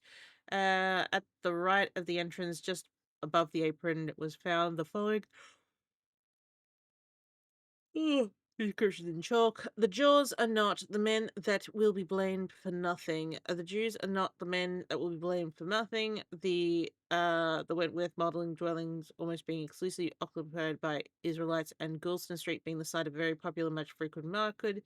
He decided to raise the inscription before the day broke. Catherine Eddowes' belongings, wearing at the time of her murder black straw bonnet trimmed in green and black velvet with black beads. Beautiful. Black strings worn tied around the head, black cloth jacket trimmed around the collar and cuffs with imitation fur, and around the pockets. Black silk braid and large metal buttons, dark green chintz skirt, 3 flounces, brown buttons on waistband. The skirt was patterned with Michaelmas daisies and golden lilies. Man's white vest, matching buttons down front, brown linsey bodice, black velvet collar with brown buttons down front, grey stuff petticoat with white waistband, very old green alpaca skirt worn as undergarment, very ragged blue skirt with red flounces, light twill lining as worn as undergarment, You can only wear one of those as an undergarment because one of them, will be against the skin, and the other one would not. White calico chemise, pair of men's lace-up boots, mohair laces, right boot repaired with red thread, one piece of red gauze, silk ward as neckerchief, oh my god, she's wearing green and red, one large pocket handkerchief, one large white cotton handkerchief with red and white bird's eye collar, two unbleached calico pockets, string tapes. Oh, it's the old school pockets are like on a belt that you wear underneath the skirt, and there's slits in the skirt to reach the pockets. One blue striped blue ticking pocket. Ticking pocket. Brown ribbed knee stockings darned with white cotton. She's got two blue bags, two short black clay pipes, one tin box containing tea, one tin box containing sugar. You've always got to have your coffee and your tea. Sorry, your tea with you. Your tea and sugar. One tin matchbox. You gotta. Yeah, empty. 12 pieces of white rag, one piece coarse linen white, one piece of blue and white shirting, three-cornered, one piece of red flannel with pins and needles. This woman's fully prepared at any given moment. 6 pieces of soap. Gotta admire it. I suppose these are all in her pockets. One small tooth comb, one white-handled white table knife. Jesus, she's got a knife on her. One metal spoon, one red leather cigarette case with white metal fittings, one ball hemp, one piece, one white apron with repair, several buttons and a thimble, mustard tin containing 2 pawn tickets, one in the name of Emily Burrell, 52 Whites Road, dated August 31st, 9D for a man's flannel shirt. The other is in the name of Jane Kelly of 6 Dorset Street and dated September 28, 2 shillings for a pair of men's boots. Both addresses are false. Printed handbill, portion of a pair of spectacles, one red mitten. Okay.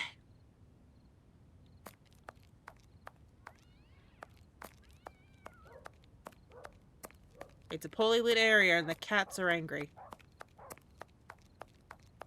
Church Passage. It must be opposite the Imperial Club at 16 to 17 Duke Street. Let's go to the end of this lane, Watson. Oh, save my game.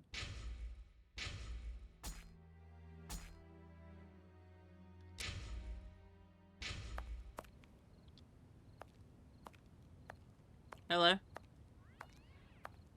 Hello, you must be Abraham Solomonovich, am I right? Yes, that's me. But I know you.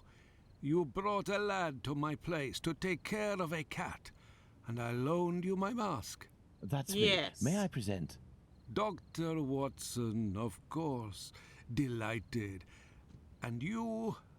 I have known for a few days that you are a detective by the name of Sherlock Holmes. Is that so? Who told you? Don't miss a thing, do you? It was the children who gave me away. Am I right? They didn't want to, but I gained their confidence by offering them a small comb and half a cake. They made a good deal out of it, so I don't blame them. However, I must request, as a personal favor, that you do not reveal my identity. You have my word. Curiosity is just killing me, as you may have guessed. So you're a Would cat. it be breaking an oath to confide in me the nature of the investigation that you are leading? Curiosity killed the cat. Satisfaction brought him back. Yeah. Does this spot where we are now in Mitre Square mean anything to you? A demon lives in this city, Mr. Holmes. These unmentionable acts degrade the human race and put the Jewish community in terrible danger. Lots of rumours are circulating, but they are but rumours. I see you're leaving the Imperial Club. It's a stone's throw away from Mitre Square, and the 2 recent murders were most probably discussed in there. Do you know if anyone from the club saw or heard anything that night? Yes, Mr. Holmes. That night, 3 members of our club saw a woman talking to a man at the very spot where we are standing, a few minutes before the body was found at the end of this passage. Fantastic, Holmes. Calm yourself, Watson. got them, There's Holmes. nothing at the moment to suggest it was the victim. Can we meet these members? I am afraid that won't be possible. As soon as the police heard the evidence of these men, they were sworn to silence. What? I understand. But you are working for the good, and I must tell you what I know. One of the 3 men, my friend Joseph, left that night with 2 other members of the Imperial Club, Harry and another Joseph. So many Josephs. It was around 1:35 a.m., perhaps a bit earlier, when Joseph, not my friend, but the other, the Aldgate butcher, exited. He saw a man and a woman in discussion at this very spot where we are. These men must have been about 16 feet away from the couple. That's about right. So Joseph, the butcher, said to the other 2, while pointing at the couple, "Look, I don't like going home alone when I see this kind of people here." I want to join them. My friend Joseph looked at them without noticing anything strange and didn't understand what he meant. They had the look of 2 rather unkempt people, but no more than that. Okay, keep going. After the murder, did these 3 men tell the police what they had seen? Not quite. Harry stated that he hadn't seen the couple. As for Joseph, the butcher, even though he was the one who commented on them and pointed them out, said that he couldn't remember anything except that the man was about 3 inches taller than the woman, who was 5 feet tall, no more. My friend Joseph, on the other hand, did his best to cooperate with the police. Okay, tell me more. And what did your friend Joseph say? What did this man and woman look like? The man must have been 30 years old, about 5 foot 7 inches, light complexion, and a fair moustache. He wore a loose, dark jacket, a grey cap, and a red scarf around his neck. But he said that he only saw him for a brief instant, and it would be impossible to recognize him. And the woman? He only saw her from behind. She had her hand on the man's stomach and seemed to be pushing him. He said that he remembered that she was small, was wearing a black jacket and a black bonnet. After his testimony, the police took him to see the clothing of the deceased, and Joseph said that they looked identical to those of the woman he had seen. Like I already said, he only glanced at the 2, as he was headed with the Then he others in the direction can recognize of the Aldgate. jacket. One final question. In the great Imperial detail. Club is a Jewish club, isn't that correct? Indeed. Thank you for your help, Maybe Mr. he's a tailor. Solomonovich. Bah, it was nothing. Thank you, We Solomonovich. must at all cost prevent this demon from striking again. And the police seem to have some difficulty in doing that. I wish you the best of luck, Mr. Holmes. Mr. Holmes, Holmes, calling Dr. Holmes. Oh.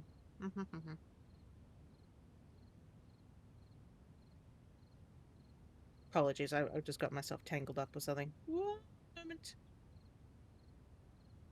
You're good. There we go, we're untangled now. Okay. The son of a bitch has walked away, and he's This the great building is the synagogue. Great Synagogue of London. Rabbi Nathan Marcus Adler. Closed. Closed! No Jewish faith tonight. I have no reason to go that way. No, but what about over here? Because there seemed to be like a little pocket we were moving into. Nope, that's as far as it goes.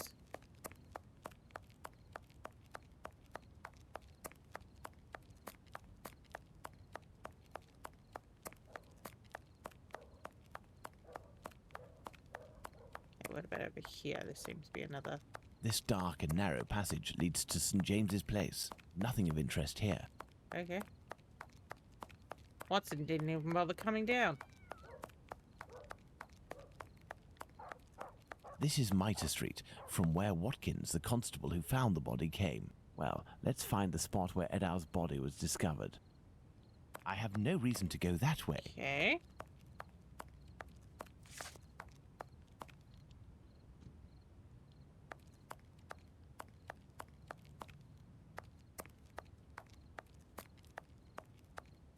This dark and narrow passage leads to St. James's Place.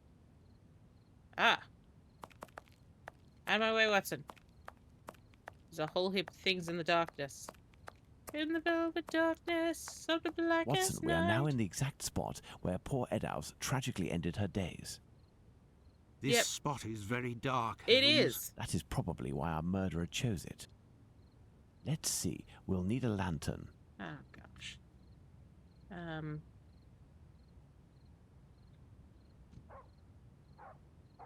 Let's see, we'll need a lantern. What have I got in my inventory? Probably nothing. Oh, I got matches. We got matches. That's something. Let's see, we'll We need a lantern. We'll set Watson on fire. Just his hat. His hat Yeah. can be the flame that lights the way. Yeah. Lantern. Since it's very dark and all that, does the guide have anywhere that I can find the lantern? What's this? I have no reason to go There's that way. apparently there's some boxes Imperial and barrels near a lamppost. That's what we got to look for.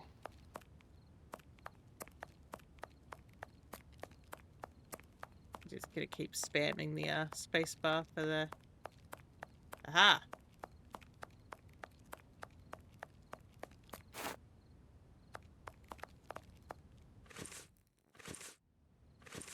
Now that we have the lantern, Watson, we must refine some oil. Watson. Okay. Yeah, come back over here. Oh, Watson's the fucking canary. Yeah. You take the lantern, Watson. Go ahead. Ah! A thimble is located right beside one of the victim's hands, just like Chapman's sachet of pills and Stride's pastils. Okay. Do these objects spread out by the victim remind us of anything, Watson? Do these objects spread out by the victim remind us of anything, Watson? Oh. The head is Not turned good. towards the left. Nah. The murderer must have been on the right side of his victim. Let's look at her from the front. We are looking... Oh! Jesus. The nose was cut. There is but one wound, Watson. It goes from the left side and descends in a slight oblique towards the right side. Mm. The eyelids were cut off. Oh, jeez! There is but one wound, Watson.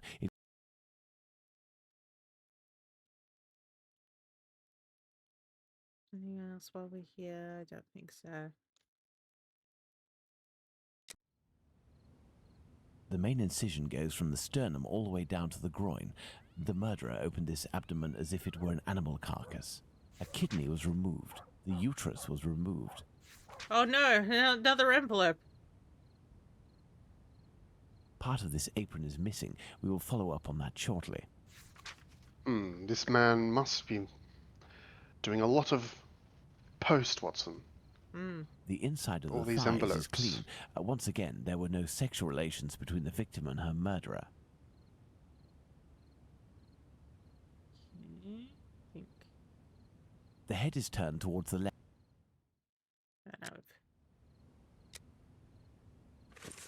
Okay.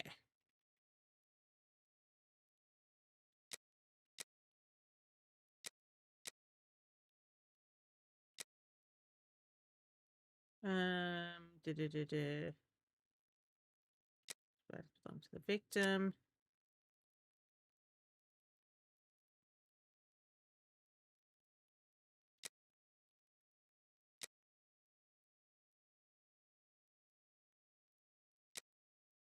Okay.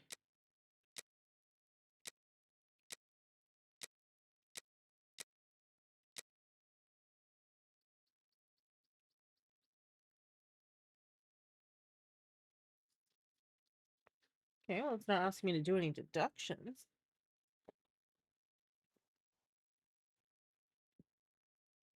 And I can't pick these things back up again. Let me see. Oh, there's more up here, that's why. Ah.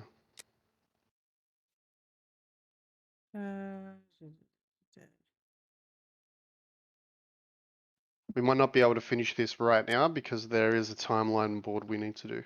Oh, yeah.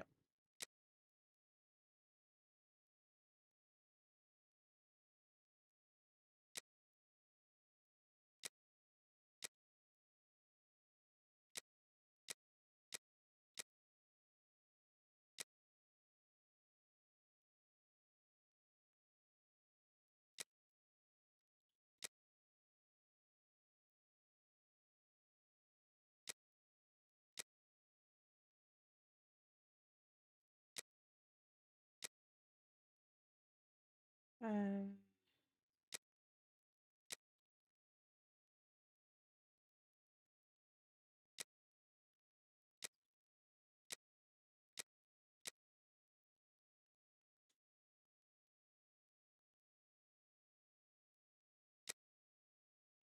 that's looking all pretty good. Timeline. Still starring Dutfield.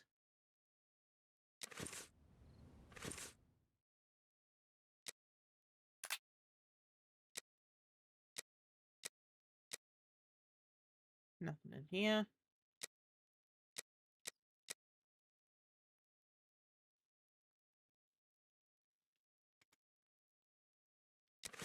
Um.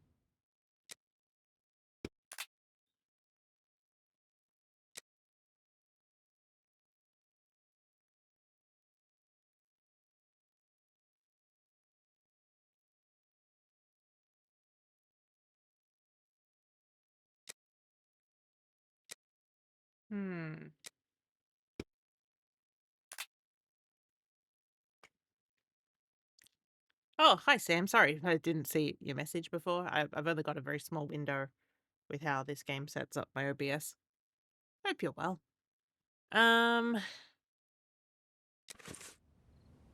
Watson. let's imagine this bloodless corpse resting on the cobblestones, Watson, and interest ourselves in what it might teach us. Hydration. That's not what the corpse teaches us.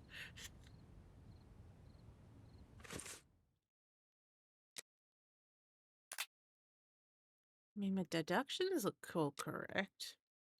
Although there's nothing down here, which makes me think there's Yeah, there'll be missing ones. we're missing So something.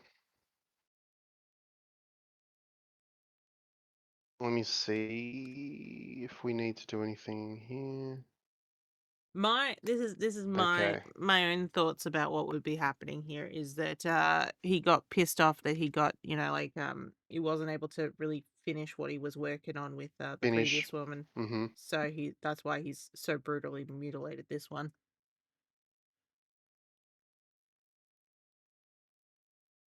Okay.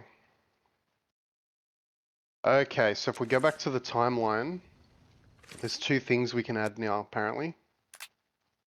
No. So, are we sure? There's nothing here. Nothing new here. Okay, hang on. Maybe we're missing another step. Give me 2 seconds. Have we located the 3 exits? Don't think so. Alright, let's find the 3 exits. So this is the one that leads up to the Jewish club and the synagogue. Yep. So if you walk down the exits like long enough, Holmes should make a note of it.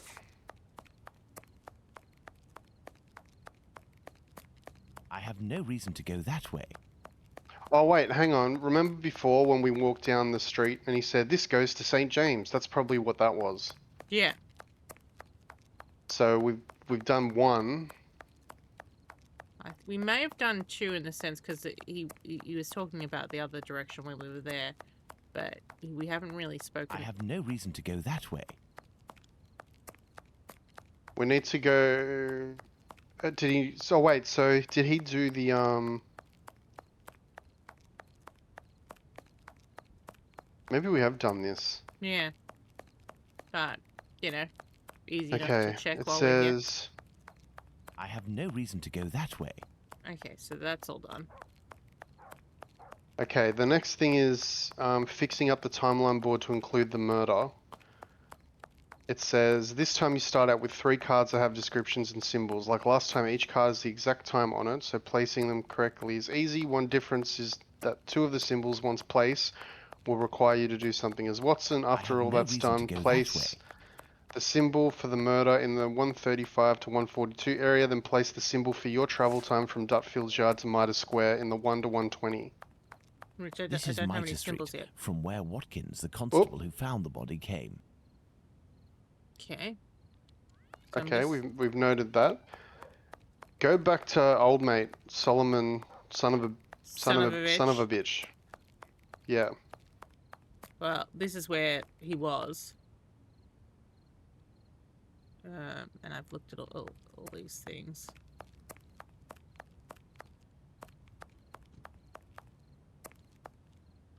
Let's see if my... No, I still don't have anything new on my timeline. Sir! Now, let's imagine this bloodless corpse resting on the cobblestones, Watson, and interest ourselves in what it might teach us. No, Holmes, no. I shan't do it. You can't make me.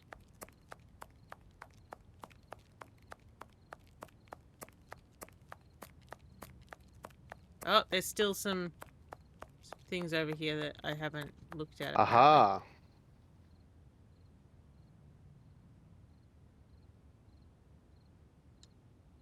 These intestines were pulled out altogether to grant access to the abdomen. Okay, that's definitely a new thing. The head is turned towards the left. But I don't get a hot spot there for that one. Maybe my deductions. Nope. The head is turned towards the left. Must be missing something. There is but one wound. There is but one wound. To the neck, anyway. There's lots of other wounds. Because this Looking isn't at the showing The up head green. is turned towards the left. The murderer. So we've the nose. I remember us looking at the nose and the eyelids. Did we look at the cheek The specifically? cheeks were slashed to make there them we go. thinner. That's what we were looking for. My goodness, Holmes, it was My a slaughter. goodness. Understand, Watson, that our killer had neither the time nor the conditions to bother with the niceties.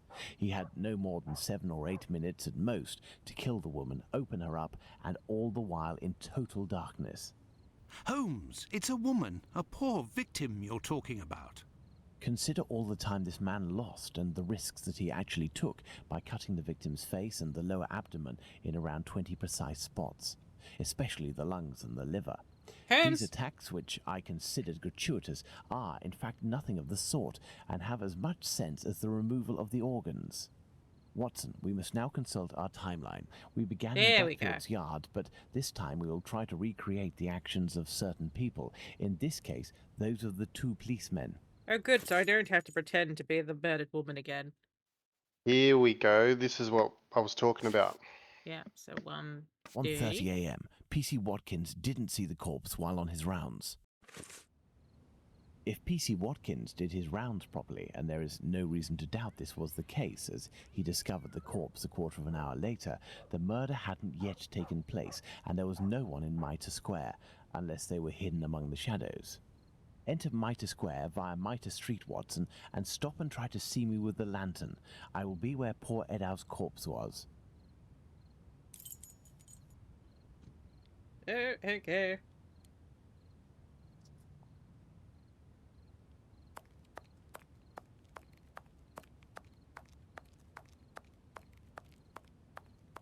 I didn't see nothing.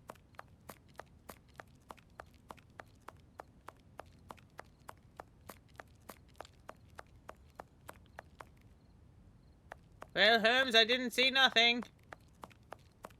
Holmes? Holmes! Holmes?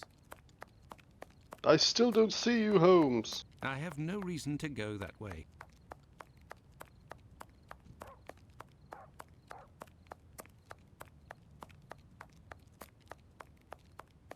I have no reason to go that way. Holmes?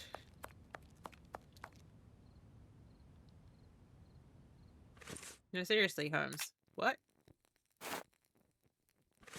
Oh, there we go. Oh, do we have to have the lantern active? I think okay. we had to have the lantern active. So let me get back into position. He's going to say... I have no yeah, reason to okay. go that way. So this is where the man came in. Hi, Sherlock. I see you, Holmes. Perfect, Watson. Let's look at our timeline, Watson. Okay, so the murder hadn't taken place yet. Very good, Watson. Thus we can categorically state that the murder had not yet occurred at 1:30. Cool. 1:35. 1:35 a.m. A man and a woman are arguing at the entrance of Church Passage. The man came from Aldgate. Okay, and then we 1:42. 1:42 a.m. PC Harvey arrives in Mitre Square. It should be noted, Watson, that the constable didn't enter Mitre Square. He could not have seen the corpse lying on the ground. But would he have been able to see a man sitting or standing? Go to the Church Passage entrance, then come back and try to see me while holding your lantern. I will stay at the spot where the victim was discovered. Are you going to lie down on the ground? Because I suppose no, so we're talking about sitting. So this is the Church Passage.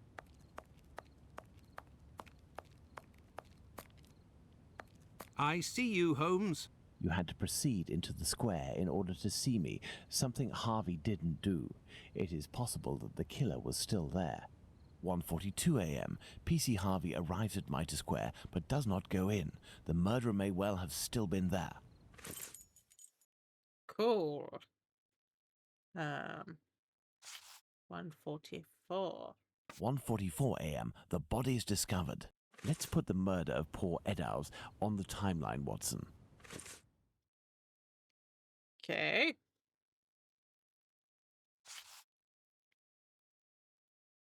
1:35 and 1:42 a.m. The murder would appear to have taken place between these times, that is to say, within 7 minutes. Agreed, Holmes. But does this really prove that our killer had the time to perpetrate these two murders? Let's look at our timeline, Watson. Well, look at our travel time. Could he have gotten from here to here? It's a very short amount of time to get another prostitute in line. Is all I'm saying. Yeah. Yeah, unless he just, it's like wrong place, wrong time, I guess. Yeah. It took 20 minutes to go from Dutfield. Yeah, there's enough time, but it's just engaging with the prostitutes pretty quick. There, Watson. We are now certain that the murderer really had the time to commit these two murders. Incredible. Let's look at our deduction board, Watson. All right. Oh, where'd my OBS chat move? Apologies. I'm just gonna reshift that. There we go. Apologies, the judges see yourselves. There we go. Back to deductions. Ah, yes, the thinner cheeks. Jelly beans! Jelly beans! This spot is making me nauseous. Can we not head back, Holmes? I want to go to where it's safe. Watson. We have one final point to address. Do you remember the piece of white apron that was missing just now? It was found just a few steps away from here, at the entrance of a building. That's where we must go. Okay.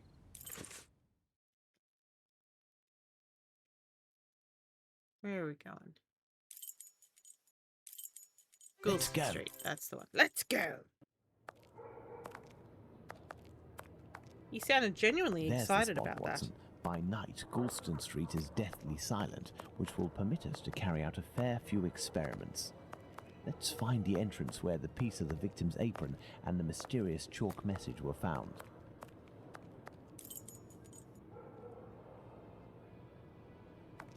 Look at these signs, Watson. Holy We're in the Nathan. Jewish High Street. Look at these signs, Watson. We are in the Okay. Jewish High Street. Ah, here's the place. Game? Oh, there we go. I believe it was this. There's the spot where the apron and the message were found by PC Long. Now, let's recreate the scene. Remember, Watson, it was raining that night. So splash me with Find water. me something with which to mimic raindrops hitting this wall while I write something with my chalk. The Jews are not the men that will be blamed for nothing. But what does it mean?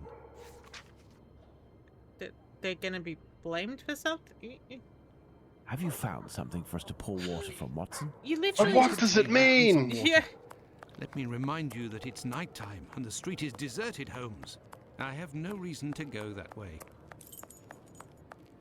Okay, so we found water, but we need container. That may come in handy. Who knows? Who knows?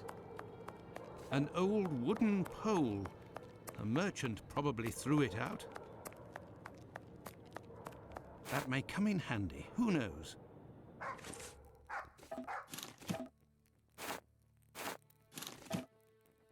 Okay, I now have a big old thingy-me-jig. Water. Water! Ah. A watering can. That's what I need. But I can't reach it. That's why we had the hook. A watering can. That's what I need. We made the hook, but mate. I can't reach it. A watering can. That's what I need. There's got to be something else. It's going to be something dumb.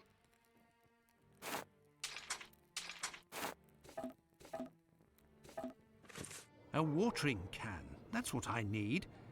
But I can't reach it. Alright, so...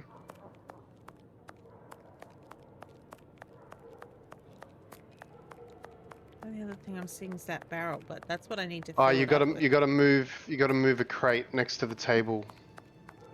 Okay, so let me undo that because in case that's. Yeah, I think the it wasn't showing up because of the hook. Oh. It was a nice flippy flip, wasn't it? That's what I need. But I can't reach it. Oh. Oh. Now can I? Yeah.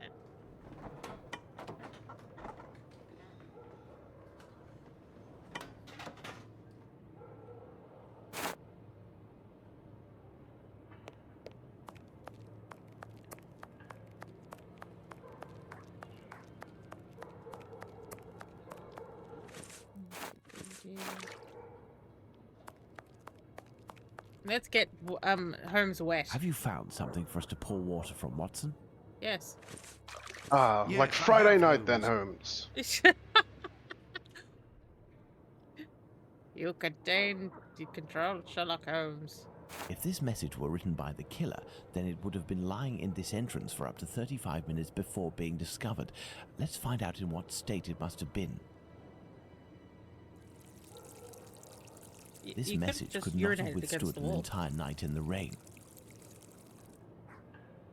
During the Would have saved Watson a lot of time. on the night of the double murder, PC Hulse inspected the entrances of this street around 2:20 a.m. and confirmed to have seen nothing out of the ordinary. At 2:55 a.m., 35 minutes later, PC Long found Catherine Edow's piece of apron and the message in chalk. This message would not have withstood a whole night in the rain, as had I continued to water it for a little longer, I would certainly have erased it. It was written, therefore, at the moment when the piece of apron was dumped.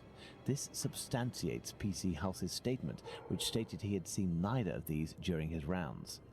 After its discovery, it was guarded and protected from the rain, which was subsiding, which explains why it was still legible when it was erased at 5:30. My dear Watson, when you met P.C. Smith on his rounds in the street, where was he? On the pavement or in the middle of the road? In the middle of the road, Holmes, without a shadow of a doubt. Good. You'll go down the street with your lantern as if you were a policeman on patrol, using Smith's position as a guide. As soon as you see the entrance where I used the watering can, tell me if you see anything. I see nothing, Holmes.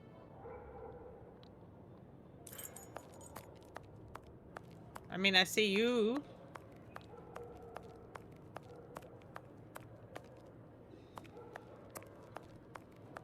I don't see anything else, Holmes. Am I supposed to come over to you, Holmes? There, Holmes. From here, I can see something written. Can you read it? No. Do you see the white rag, Watson? Yes. Guess no, I you see aren't it. in the right spot with the lamp, Watson. Ugh. I see something on the ground, but I'm not sure if it's what you were talking about. PC Long, who found the piece of apron, was examining the interior of the entrances, and yet nobody would have predicted that this piece of material would be discovered on the very night of the murder by a policeman on patrol. What are you trying to get at, Holmes? Let's look at this message on the wall, Watson. The Jews are not the men that will be blamed for nothing. In other words, the Jews were possibly blamed for nothing, but that will no longer be the case. Reading this message naturally begs one question. What would that be, Watson? Why? Indeed, Watson, why? For what reason would one have the right to blame the Jews in the future? Remember, Lestrade was killed near a club for socialist Jews, Edaus not far from a synagogue and the Imperial Club, and finally, this piece of apron dropped here. This building is occupied by Jewish families. The killer really did go out of his way to incriminate the Jews living in the area. It's a bit obvious, Holmes. Yes, but with the rumors, Watson, the author of this message would have received a response to his strategy. You are right, Holmes. So perhaps it's a good thing this message was erased. Whoever took the decision to do this is a man of great wisdom and courage. Let's return to Baker Street, Watson. I have some pipes to smoke to help me think more clearly. Smoking time! Let's go back to Baker Street.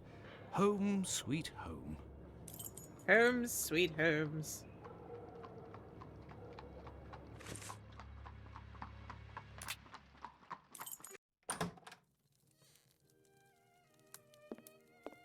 I have had slept. nightmares all night, Holmes. As for you, I bet you didn't get a wink of sleep, did you? It's this chalk message business, isn't it? Among other things. And this lunatic is still running free.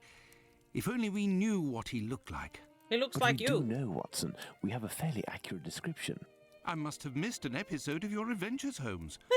Not only have I heard I'm you watching the discredit the television. value of our eyewitnesses, but the few descriptions we do Starring have don't Jeremy seem to Brett correspond. Holmes. No. An inaccurate account can regain its value if we can discover why and to what extent the truth must be rewritten. We've learned a great many things tonight, and I'm able to tell you what our man looks like. Really? Yes, and we're going to need a few things, Watson. Find me 3 mannequins, my worker's costume, my 3 full wigs, one of your worn garments. Yes, that can be used for the workman's outfit, and one of your old suits. Oh, and my deer stalker, the one I never wear, but everyone seems to think I wear day and night.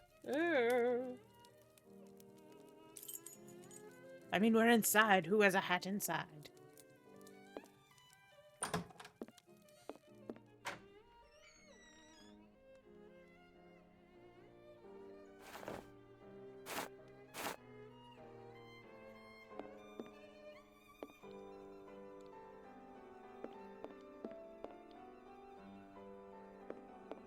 Okay. We shall place our mannequins here, Watson. Okay, that's one mannequin. So, as for one of the murders, we have no witnesses whatsoever. As for the 3 other, we have at least one person who claims to have seen the victims talking to a man a few minutes before their death. Do you remember whom these would be, Watson?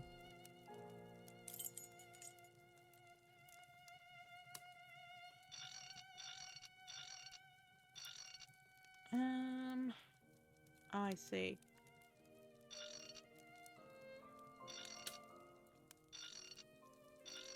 And just reset all of these. Okay, so I need more mannequins. Move my sewing over here. Trying to remember what old mate said. Like 3 inches taller than her, and she was 5 foot nothing. Is that right? Yeah, so 5'3", but figured I'd get all the mannequins first. Oh yeah. I was just trying to remember what he said. Oh yeah, some wigs. What's in Sherlock's drawers? Nothing.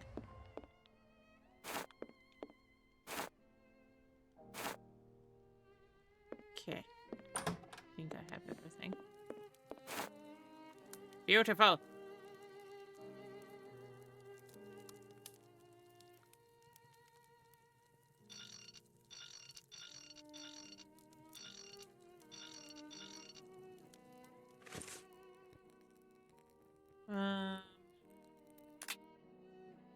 so this is...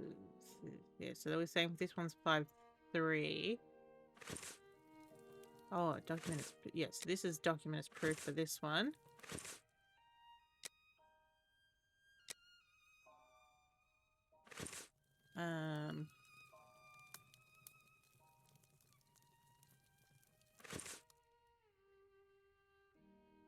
Potatoes. That's all her, but what do we have about him? The dialogues. Abraham, here we go. Mr. Solomovich.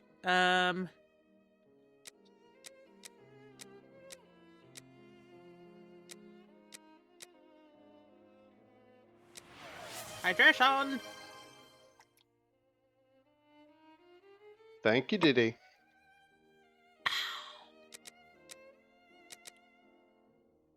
Okay. He must have been about 30. What? He said he couldn't remember and thinks the man was about 3 inches taller than the woman, who was 5 feet tall no more. But then the man must have been about 30, about 5'7". That doesn't match up.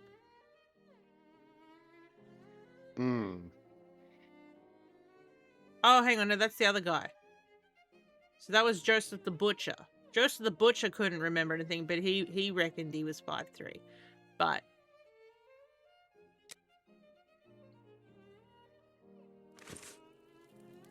Okay, so that one's hooked in.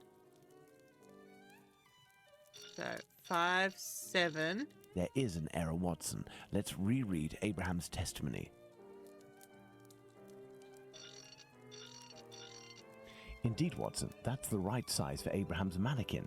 The account given by Mr. Solomonovich's friend is incorrect in at least one point. The first Joseph said that the man was at least 5'7" tall. The second Joseph said he was 3 inches taller than the victim, whom we know was 5 feet tall, which would suggest a height of 5'3". Don't forget that it was this second Joseph who attracted his friend's attention towards the couple on the other side of the road. We can assume he got a very good look at them. Cool. Okay, well.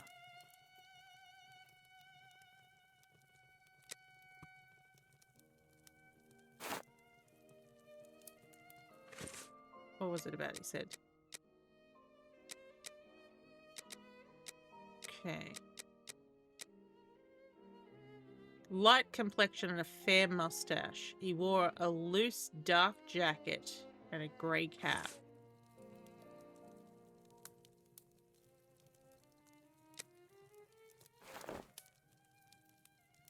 And a grey cap.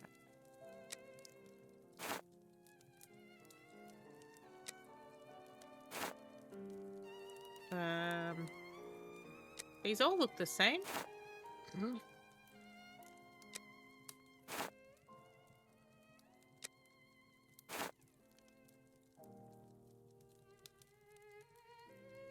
Okay.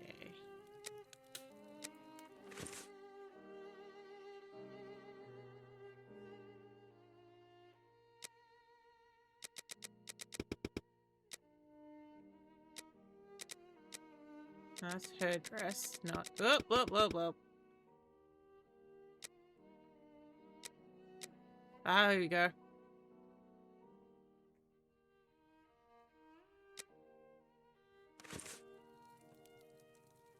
Cool, so that is... Okay, so...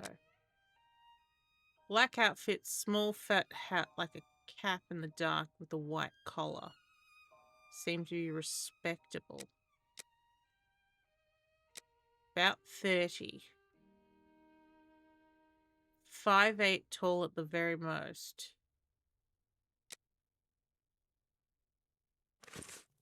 So he also reckons this.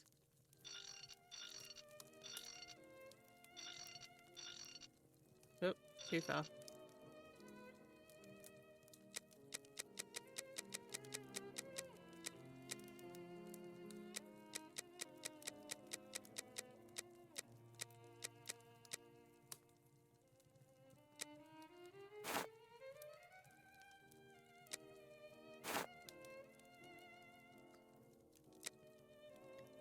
I don't have enough caps to dress them all up the same.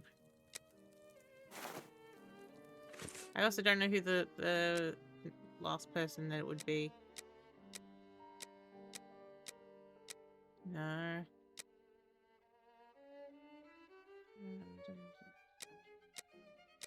Did they say that they knew anything about what he looked like? Oh, I've moved the chat again.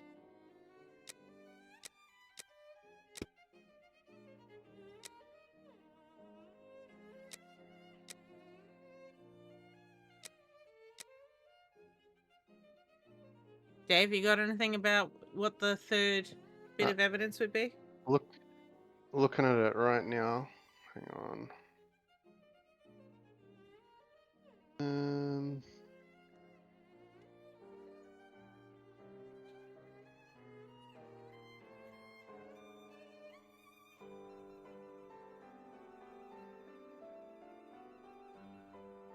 I've gone back to UHS. So how am I supposed to dress up these little mannequins? Okay, let's have a Yay! look. Okay. Each mannequin is a gadget to set the height. Yeah. Okay, so have we got any right? Or are they all... I've got 2 of the evidence tree. Okay, so it says for the first one... Excellent. Click now, the on to arrow... the next step. Oh, okay. Okay. So 5'3", and the other one is 5'7". May have gotten the height wrong. We'll trust his words on the ends apparel. 30 years old. So 30. Yeah. Yeah. 5'7". Light complexion, fair mustache, wearing a loose dark jacket, grey cap, red scarf. I don't have a red scarf to put on him. Unless I'm supposed to find more things to put on him. There might be more things. Can you go into Sherlock's little disguise wardrobe, or is his bedroom locked? Oh. Always good to check. What's my that boards. yellow? Yeah.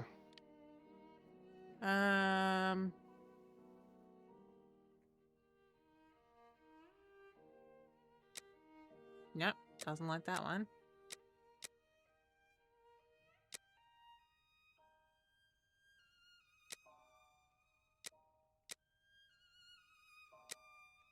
Ah, page 505 is now here.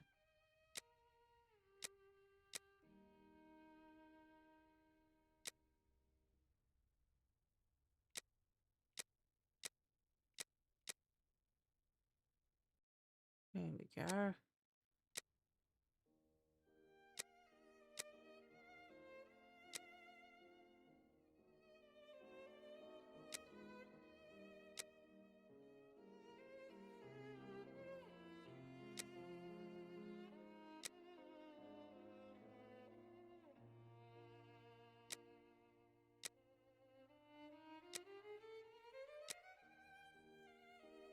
He's a corpulent man. I've always said that about him. Always. Yeah. Such corpulence. Let's see if there's anything else in here that's not. Everything's looking pretty good now. Especially this page. Look at this page, man. Yeah, that page. We are absolutely solving this.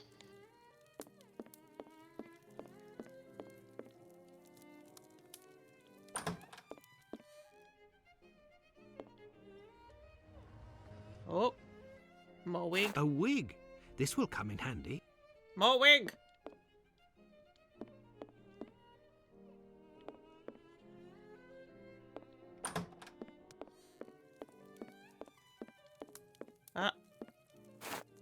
I have no reason to go that way. It's a hat. Is there any red scarves? Not seeing any red scarves though.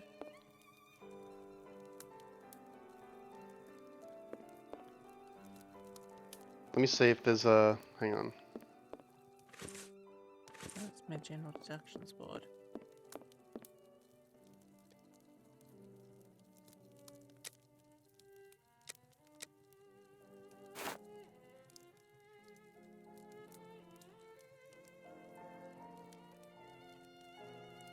Yeah, there's nothing about getting a scarf either from Yeah. in the gathering the stuff. That's a dark jacket.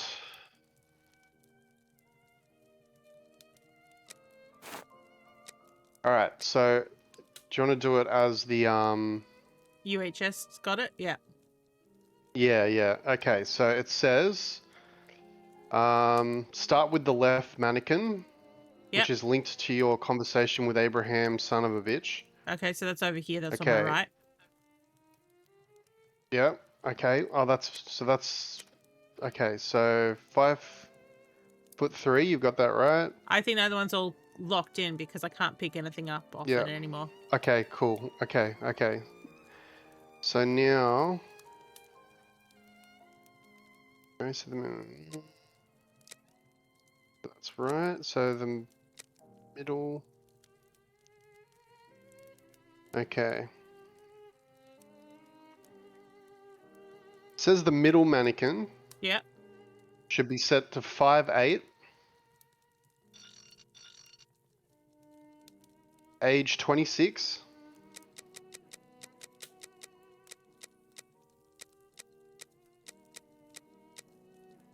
Yeah. Okay. Put the dark brown wig on it. Put the dark brown cap on it. Okay. Yep. And then it says put the costume on it. So is there a worker's costume or something? Yeah. For that one. Okay. Interesting. What's its Alright, evidence? instead, because it doesn't say what conversation it's linked to, maybe it's the one on the left for us, not the middle. So replicate that on the one on the left. Yeah.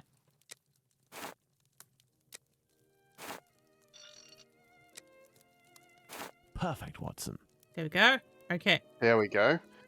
Now, that'll be 5'3". Yep. Age 40.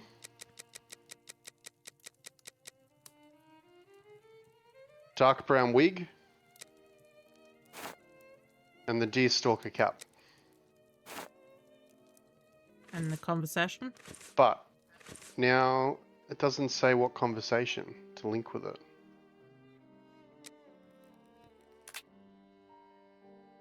Oh, Dutfield Yard, Constable Smith. That's this one over here. That's that one. Okay. Mitre Square, Abraham. Soon the documents menu. Testimony of E. Long. Okay, testimony of Elon.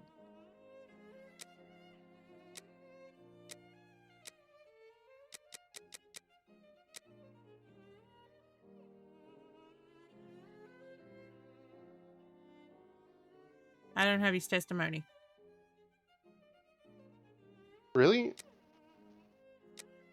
That's interesting. Oh, here he is. There we go. It's a witness. Gotcha. Bravo, Watson. There are our three witnesses. There we go. As for young P.C. Smith's account, he must have been mistaken about this person's real height. It is only an inch or two after all, and we can attribute the same height as the other two. Perfect, Watson. Okay, so... Bravo, Watson. Our mannequins have been recreated based on the correct accounts. Now, Watson, let's see in what ways these statements differ and how the witnesses could have been mistaken. Let's look at these wigs and moustaches. Let's start by taking the first Joseph's testimony, who saw the man head-on in a well-lit spot and in which he noted fair hair. Now, let's consider the same person, but in the lighting and angle of the other two witnesses, in the darkness of night with poor artificial lighting from above. Put out the light, Watson. Well, the light's already kind of out, isn't it? I want mood lighting, Watson. Mood Thus, lighting. poor lighting and a backlit subject can affect our perception of shades and colours. The wigs from Abraham's mannequin took on the same colour as the other two. The three testimonies, therefore, don't contradict one another, and we can apply the same facial hair to all three mannequins. Turn on the light, Watson. You turn it on. What now? Okay, Watson, let's give all of our mannequins the same hair. Oh, so we're making everyone blonde? I think so.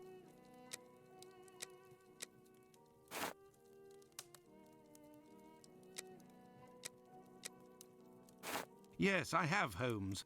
Yes. Well done, Watson. With regards to the murderer's hair, the three witnesses should agree on Abraham's testimony. As Joseph is the only one who saw our man in full light, his hair must therefore be fair. You see, Watson, it is hard to draw objective conclusions when one is an eyewitness to an event. This leads us to reconsider the various statements regarding the supposed age of the man. Even if you are face to face with someone in full light and for a period of several hours, to what extent can you determine their exact age? And even more so if you observe them for only a few seconds and or from behind. We must allow some flexibility when considering our But the butt witnesses' knows. statements, The butt but always always knows. scientific flexibility.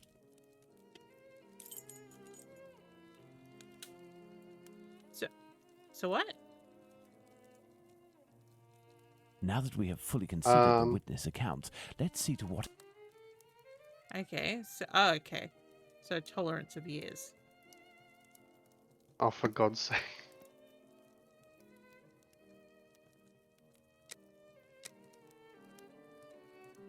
What? Yeah, hang on. I'm going. Here we go. How do I do this whole age range thing? Let's click that. Okay, I was opening all of them up. Okay, look at the ranges. So it's 5. Tolerance says 3 to 5, so do... Okay, so in the middle, see how it says 3 to 5? Yep. It says do 3 to 4 next. 3 to... In the middle. The next one It down. would be wise to treat this witness account with a degree of skepticism. For Long's mannequin, the margin of error is from 7 to 10 years.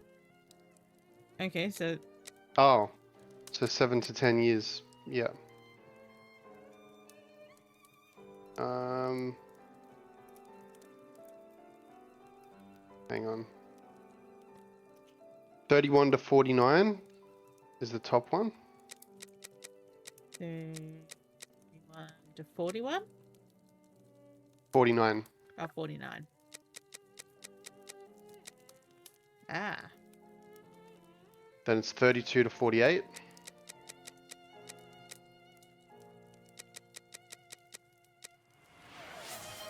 $33 to 47. Yeah. Yep. Perfect, Watson. Okay, this bloke is... This is 3 to 5. Yeah. So 26 to 34 in the middle one. Yeah. And then 27 to 33. 33. There we are. Magnificent. And then this 17 Yep.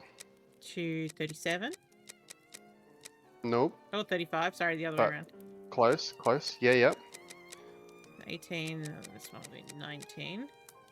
And then this will Yep. be 34. And then this will be 33. Perfect, Watson.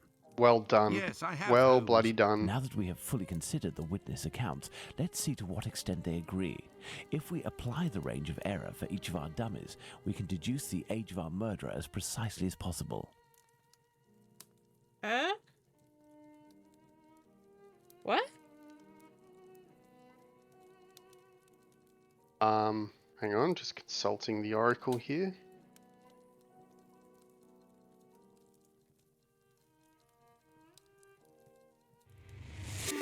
Oh! Hello, Nick. And anyone. Hello, Nick. What have you been up to, our Nick? Nick, I'm very excited for Friday because you and I are going to be returning to the Boulders of Gate. Oh, you're playing Persona 5.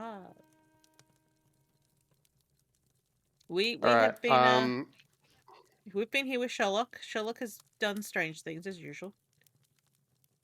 Okay. So this thing says, Yes. this may seem difficult. Oh God. That's the first hint. Then it says, for a big clue, average all three of the preset ages together. You'll get 30 plus 26 plus 40 divided by 3 equals 32. However, that's not quite right. Oh, come on. Looking through the ranges, you'll see that 33 is a much more common number than 32. In fact, it's the only number that all three mannequins have in their ranges. So set all the three ages to 33. Okay, if you just said what number is most common or is in all of them, then I would have got it. Perfect, Watson. Within a margin of 1 year, Watson, the age of our murderer is 33 years. But the man described by Oh, Smith Persona was 5. dressed How good, respectably, Nick. How whereas good. the other two were poorly dressed.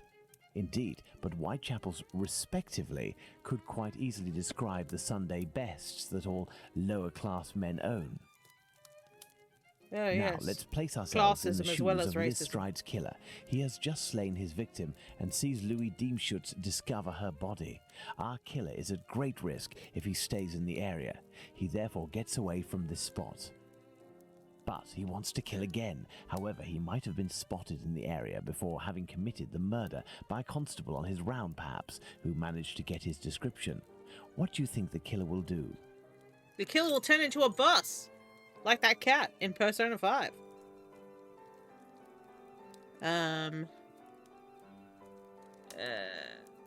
What will he do after committing the first murder? But I mean, Oh, you're in Mementos. Nice. yeah.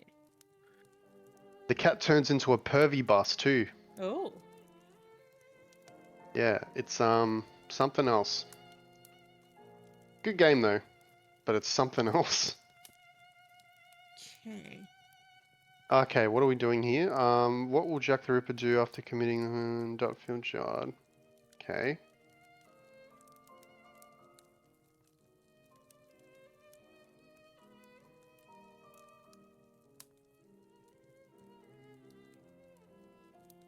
But then he'd be nude if he threw his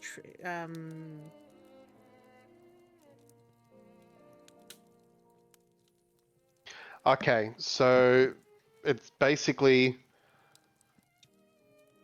you just gotta think of the ones that are more. Yeah, that's what I'm thinking of. Like, So what's it there's three. So the first thing he would do would find a safe location, right? Yeah. And then change and go look for another victim. Yeah. Go back home or to a safe location, change his clothes and leave again in search of another victim. It's the only possible explanation, Watson.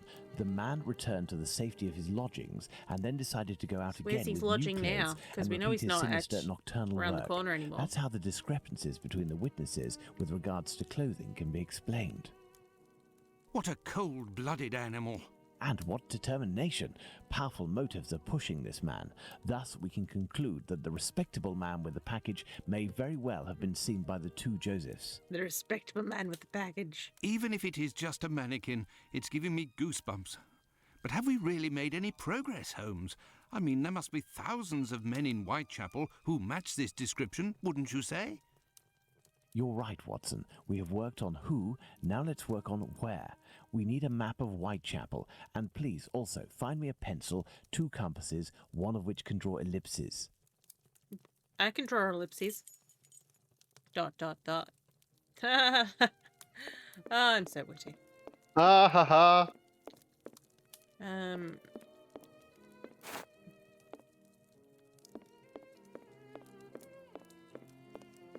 I am in need of something.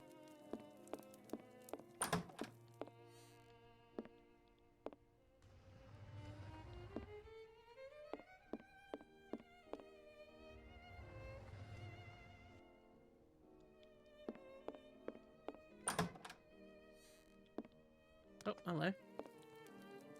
No, apparently the map's on the floor. Not interested.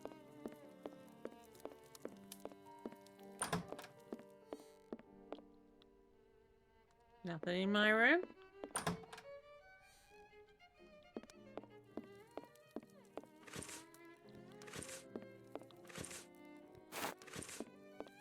First of all, let's place our 4 murders on this map, as well as the spot where the graffito appeared, and the piece of apron was dropped. Okay, so Catherine was emitter. What's up here? This is Henbury Street, Dutfield. So Dutfield was Elizabeth Stride. Henbury Street was Annie. The graffito was here. Where was Polly Nichols? Oh, over here. Box Row, of course. Perfect, Watson. Let's connect each crime scene to the one out of the others that is the furthest.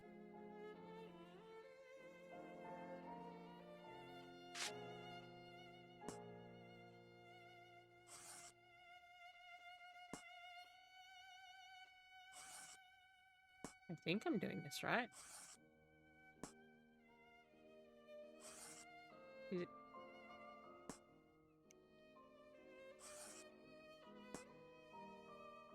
You see, Watson, the murders aren't grouped together, but seem to be spread out like cardinal points around a central zone. The killer obviously wanted to avoid returning to the previous scenes of his crimes, assuming that they would be more closely watched or that he could be recognized. So, the killer lives at the center of this cross? In the vicinity, most certainly, but how near? We cannot afford to get it wrong. If you concentrate, Watson, you will notice that the murders are roughly equidistant from the intersection point of the diagonals. Let's focus on the night of the double murder. Remember, Watson, it took us 20 minutes to get from Dutfield's Yard to Mitre Square. Let's draw a line from one to the other. Okay. Perfect. We didn't make the trip as the crow flies, but that would not harm our estimate. Let's suppose the killer left Dutfield's Yard at 1 a.m. and arrived in Mitre Square at 1:35 a.m. when he was seen by the two Josephs. If he took 5 minutes to change his clothes, that leaves a range of 10 minutes to determine where this man's lodgings are. We must determine the area in which one can go from Dutfield's Yard to Mitre Square in less than half an hour. To do this, let's draw an ellipsis. The length between Dutfield's Yard and Mitre Square corresponds to 20 minutes. By adding half, we get a distance of 30 minutes. By taking the two right segments, each starting from the two murder scenes, and which the sum of the lengths makes 30 minutes, we get our ellipses. Okay. I have no idea what he said. I have no idea what he just said. Like, it's somewhere in here, is what I think he's trying to tell me, but...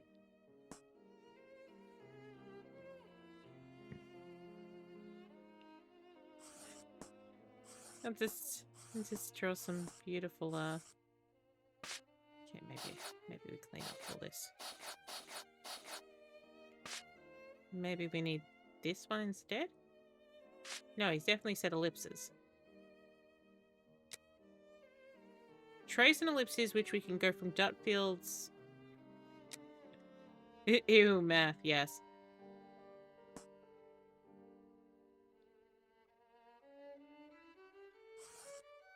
Is this not what it wants from me? Let me consult the oracle.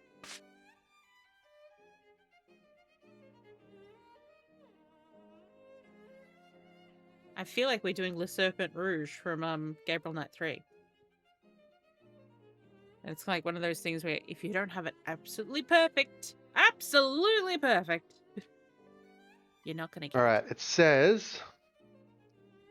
Start by choosing the compass and clicking on the Golston Street marker to establish your center. Hang on. Oh, there it goes. Okay, so the Golston... Yep, so compass. Well, it wants me to do an ellipses. Yeah. but it says Oh, hang on. Sorry, I went down a point. Okay. Move the pencil until the ellipsis barely contains Dutfield's Yard and Mitre Square markers, then click to finish it.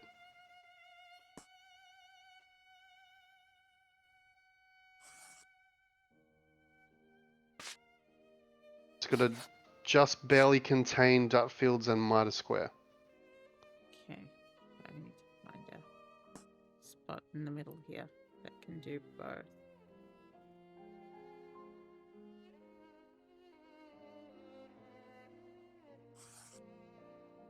So not there.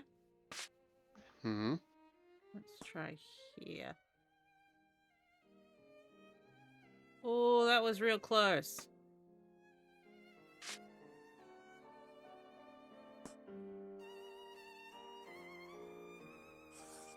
I mean, that's close. Okay.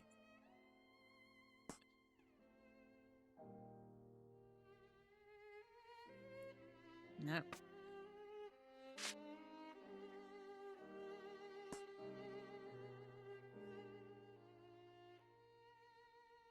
No.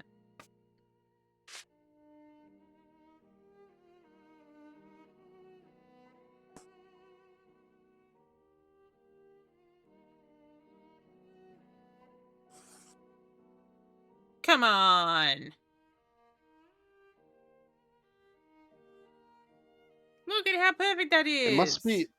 Yeah, I know. It's Is it too tall? I can't make it any squishier. You can't make it any. Okay. Like it always picks the same Yeah. height. Right.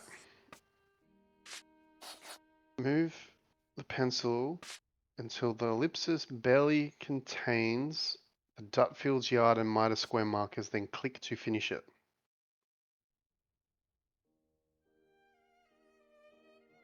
Wait, the pencil? But it can't be the pencil. It has to be this tool.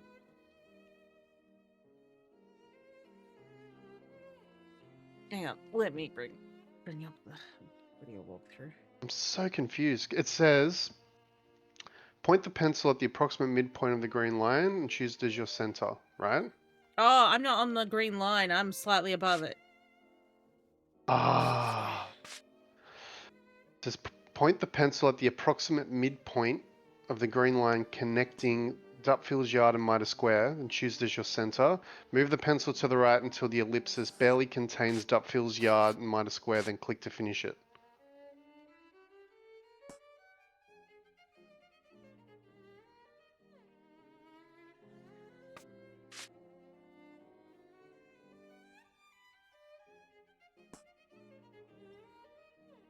No, that's not it.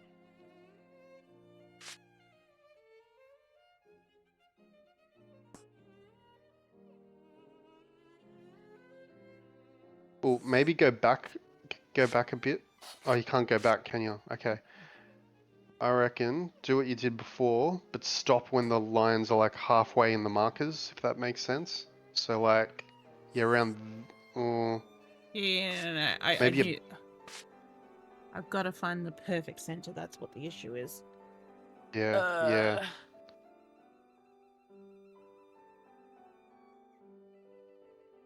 I know it's around here. It's just finding the exact.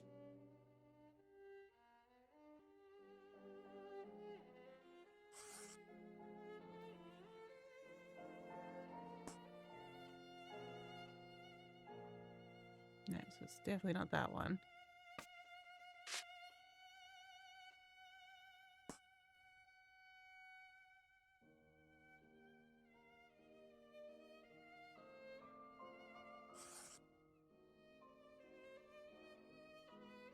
It won't let me draw with my pencil anymore, so I can't even mark out where I'm planning on starting.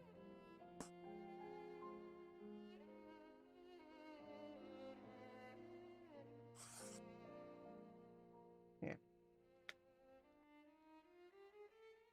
There's a I found a walkthrough, so I'm hoping to find a picture of what this looks like. I'm on the Mystery Manor. And I've broken those up by days, so we're got a couple of days to go through.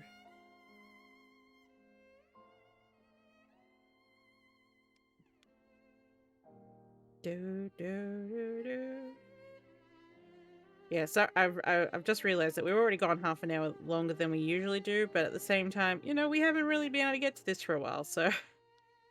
Yeah, and I feel like we're close. Yeah, you have to be. Oh god, that stupid puzzle that was cut in half. Remember that, Dave? Try not to.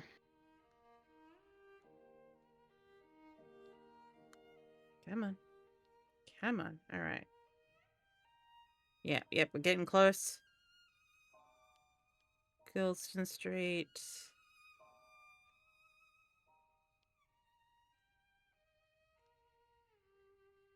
Okay, this is Dave's doing the mannequins. That's great. That means we're real close. Map puzzle. Oh. Their circle is a lot more, what's it called? Forgiving than ours.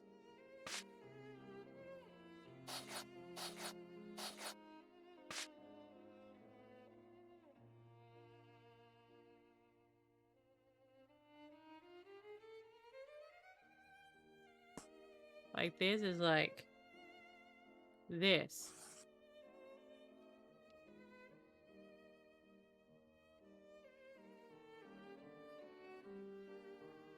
Interesting.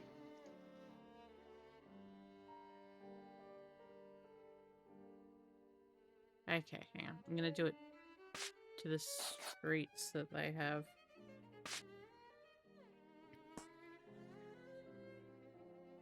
So they also had this bit.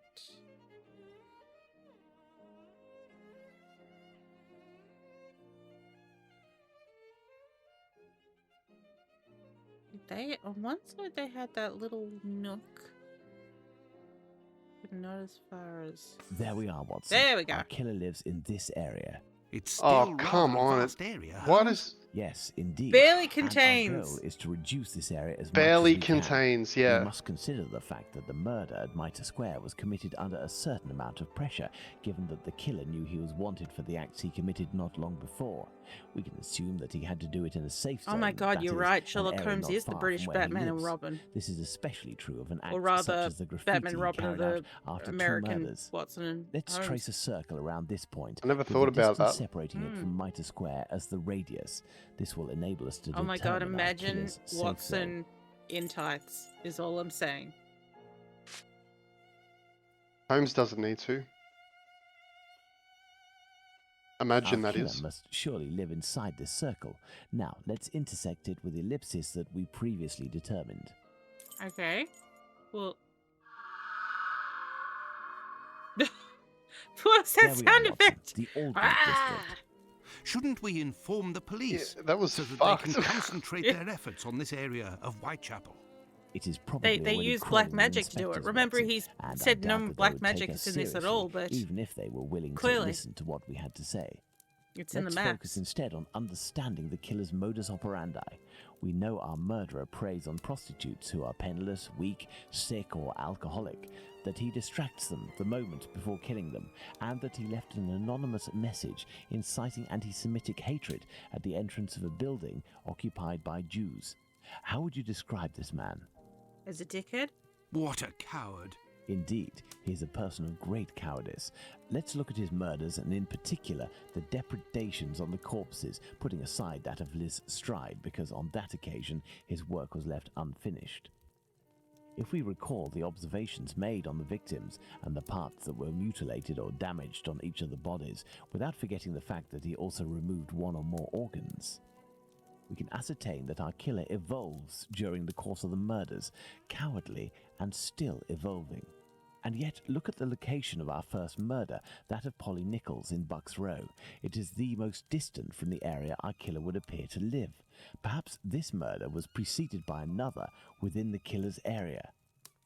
I believe a cowardly killer would commit his first murder in an area close to his home in order to find refuge as quickly as possible Well, on don't forget, carrying out if the this is act. Dr. Holmes, an Tumbleteeth, idea just he occurred to me that lived fills me elsewhere. with dread.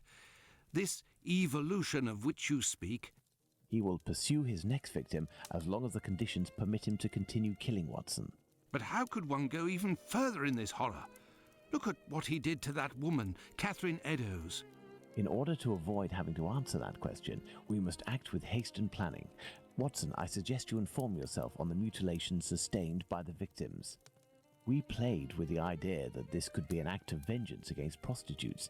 If the mutilations correspond to areas affected by a specific pathology, perhaps the killer wanted to give an eye for an affliction he felt the prostitutes he knew were responsible for. And this trail leading Ah, to Dr. Tumbleteeth didn't wear a glove. I also have a few things to look into in the meantime. I still have a primary witness to track down, not to mention old trails I've yet to pursue. See you soon, Watson. Okay. When we first spoke about the Bucks Row murder with Watson, he was reading a newspaper, The Star, dated September 1st, 1888, I believe, which mentioned similar murders in the preceding months. I have no chance of finding the police reports, but perhaps I could find some information at the Central News Agency. I must go there at once. Afterwards, I'll go back to see Abraham, the owner of the pet shop in Whitechapel. The second Joseph's statement would lead me to believe that he may know the man spotted on the corner of Church Passage that night. If that's the case, I must find this witness so I can question him. Interesting. All right.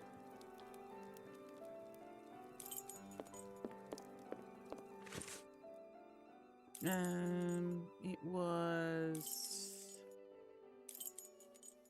here. Betting? Ah, Bulling is there. It won't hurt just... Society section on his right. The ladder.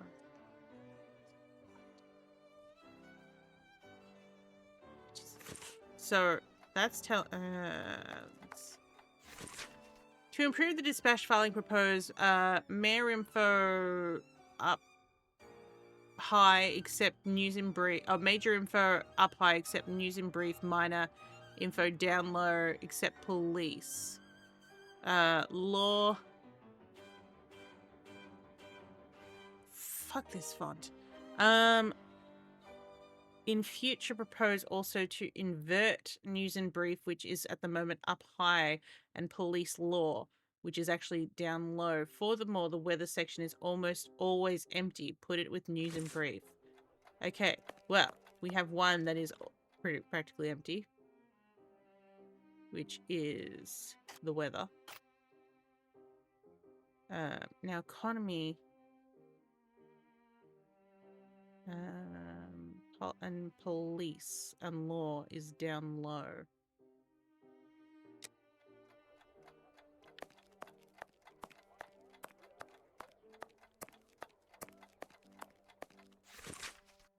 Blue envelopes from dispatch compartment must contain confidential facts. Must not be discussed in the news. As a reminder, they contain political personalities, essentially the royal family, and economic issues. These dispatches will be retained only to diffuse when Buckingham Palace or ministers give us the authority. Closed. Closed! Repair the wood in news and brief compartment, £1 payment. That's not really helpful, but... My dear George, your little brother has had a misfortune. My first week of work was grueling. First, I was given a spot far from the stove. I am very cold in the morning. Next, I have to sort through the dispatches, the most tedious and boring work. Once the work is done, I must take each envelope to the journalist in question, who won't even deign to look at me. Finally, at the end of my third day, the boss called me into his office to give me a sermon. It seems that I mixed up the dispatches. I was so worn out, I could only protest half-heartedly. He has given me a second chance, so now I'm in a sticky situation. The only hopeful note comes from my colleague, Miss Filthing? Oh, what a lovely Filthing. A charming young woman who's the only one to give me a smile, Janet Filthing. She helps me as much as she can, and she tries to prompt me regarding which compartments I should put in my dispatches. Because everyone knows the order of the sections, no one has bothered to tell me. The lady has so much compassion and slides me notes such as politics and society are on the side. Sports are underneath economy. Personalities is at the end of the row. Front page news is the first compartment, etc., etc. And my confidence... And it looks like I'm in luck. This envelope contains precious information. Precious. Okay. Day of inquest, Saturday, April 7th, 1888. Mr. Wynne E. Baxter, the East Middlesex coroner, held an inquiry on Saturday, the 7th of April at London Hospital, inspecting the body of Emma Elizabeth Smith, age 45, a widow, lately living at 18 George Street, Spitalfields, who was allegedly been murdered. Chief Inspector West, one of the H Division of Police, attended the Commission for Police. Mrs. Mary Russell, deputy keeper of a common lodging, stated that she'd known the deceased for about 2 years. On the evening of Bank Holiday, 2nd of April, she left home at 7 o'clock and returned about 4 or 5 the next morning in a dreadful state. Her face and head had been much injured. One of her ears had been nearly torn off. She'd told the witness that she'd been set upon and robbed of all her money. Witness took her to the hospital, and when passing along Osborne Street, the deceased pointed out the spot where she was assaulted. She said there were 3 men, but she could not describe them. Mr. George Halsett, the house surgeon, stated that when the deceased was admitted to the hospital, she'd been drinking but was not intoxicated. She was bleeding from the head and ear and other injuries of a revolting nature. Witnesses found that she was suffering from the rupture of peritoneum, which had been perforated by some blunt instrument used with great force. The deceased told that 1:30 that in the morning that she was passing near Whitechapel Church when she noticed some men coming towards her. She crossed the road to avoid them, but they followed, assaulted her, and took all the money she had, and then committed the outrage. She was unable to say what kind of instrument was used, nor could they describe her assailants, except she said that one was a youth of 19. Very, very poignant, saying 19 rather than 20-ish. Death ensued on Wednesday morning, April 4th, through peritonitis set up by the injuries. Margaret Hayes, living at the same address as the deceased, disposed to seeing Mrs. Smith in the company of a man on the corner of Farrant Street and Burdett Road. The man was dressed in a dark suit and wore a white silk handkerchief around his neck. He was of medium height, and the witness did not think she could identify him. Chief Inspector West, H Division, stated that he had no official information on the subject and was only aware of the case through the daily papers.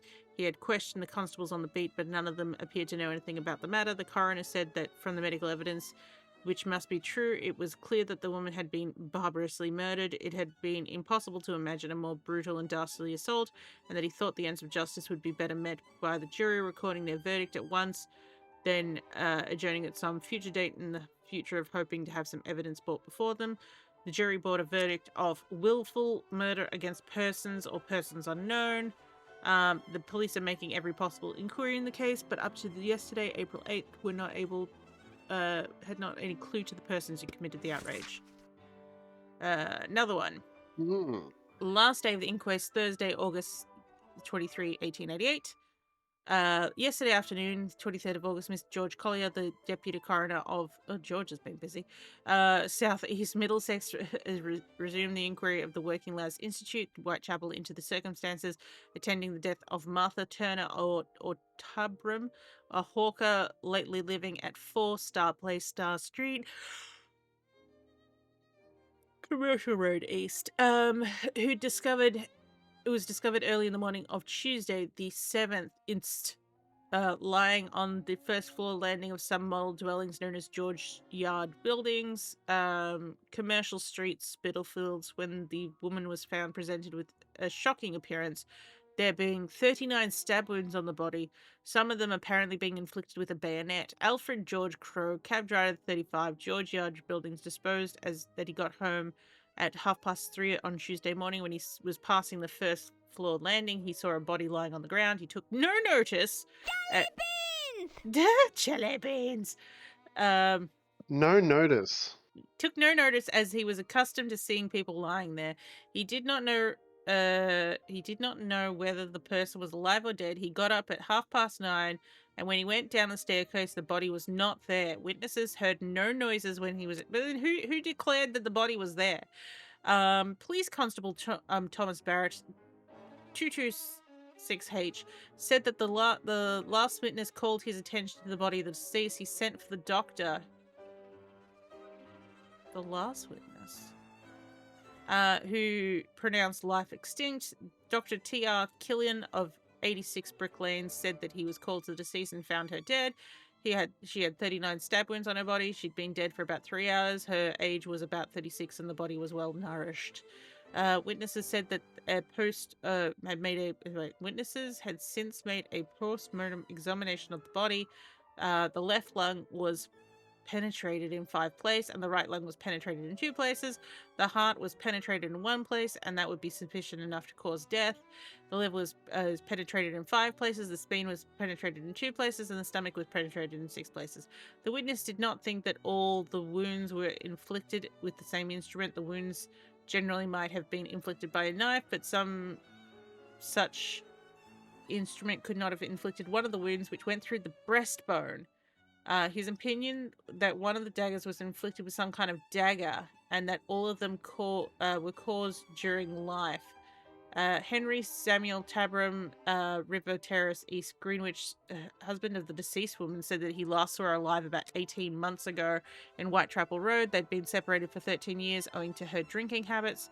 She had obtained a warrant against him. For part of the time, witness allowed her 12 shillings a week, but in consequences of her annoyance, he stopped this allowance 10 years ago, which he'd made it half a crown a week, as he'd found she was living with a man. Henry Turner, a carpenter staying at the Working Man's Home, Commercial Street, Spitalfields, stated that he'd been living with the woman Tabram as his wife for about 9 years. 2 or 3 weeks ago, this occurrence, he ceased to do so. He had left her on 2 or 3 occasions, and the consequence of her drinking habits. Oh no! She keeps getting drunk. Oh dear. Losing her men. But they had come together again. He last saw her alive on Saturday the 4th in Leighton Street. He'd given her 1 shilling 6 days to get some stock. Well, 6 days. Maybe that's something else. That's like pence. The old, because like, I think we found out that there was an old way of writing pence. So I gave her 1 shilling and 6 pence. Yeah, I do remember that. I just couldn't remember if it was a B or a D. Anyway, you got to get a B to get some D. To get some stock. When she had money, I've always said that. Yeah, she spent it all in drink. When living with the witnesses, drink. With witness deceased, usual time for coming home was about 11 o'clock. As far as he knew, she had no regular companion, and he did not know that she walked the streets. As a rule, he said, a man of sober habits, and when the deceased was sober, they usually got along together. Mrs. Mary Bootsfield, wife of a woodcutter residing at 4-Star Place Commercial Road, knew the deceased by the name of Turner. She was formerly a lodger in her house with man Turner. Deceased would rather have a glass of ale than a cup of tea, and she was not a woman who got conventionally drunk and never brought home any companions with her. She left without giving notice and owed 2 weeks' rent. Mary Ann Connolly, Pearly Pole, who was at the suggestion of Inspector Reed, was cautioned in the usual manner of being sworn, stated that she'd been living the last 2 nights living at a lodging house in Dorset Street, Spitalfields. Witness was a single woman. She had known the woman Tabram for about 4 or 5 months. She knew her by the name of Emma. She'd last saw her alive on the bank holiday night when the witness was with her about 3/4 of an hour, and they separated at 11:45. Witness was with Tabram and 2 soldiers, 1 private and 1 corporal. She did not know what regiments they belonged to, but they had white bands around their hats, around their caps even. After they separated, Tabram went away with the private, and the witness accompanied the corporal up Angel Avenue. There was no quarrelling with any of them. Witnesses had been to the barracks to identify the soldiers, and the 2 men she picked out were, to the best to her belief, the men that she and Tabram with. The men were at Wellington Barracks, were paraded before witnesses. One of the men picked out the witness turned out to be not to be a corporal, but he had stripes on his arm. Detective Inspector Reed made a statement of the efforts made by police to discover the perpetrators of the murder. Several persons had stated that they had seen the deceased woman on the previous Sunday with the corporal, when all the corporals and privates at the Tower and Wellington barracks were paraded before them, failed to identify the man. The military authorities afforded every facility to the police. Pearly Pole picked out 2 men belonging to the Coldstream guards at the Wellington barracks. One of them had 3 good conduct stripes, and he proved beyond a doubt that he'd been with his wife from 8 o'clock on the Monday night to 6 o'clock the following morning. The other man was also proved to have been in the barracks at 5 minutes past 10 on bank holiday evening. The police would have been pleased if anyone could give them information about who'd been seen with these deceased. God damn it!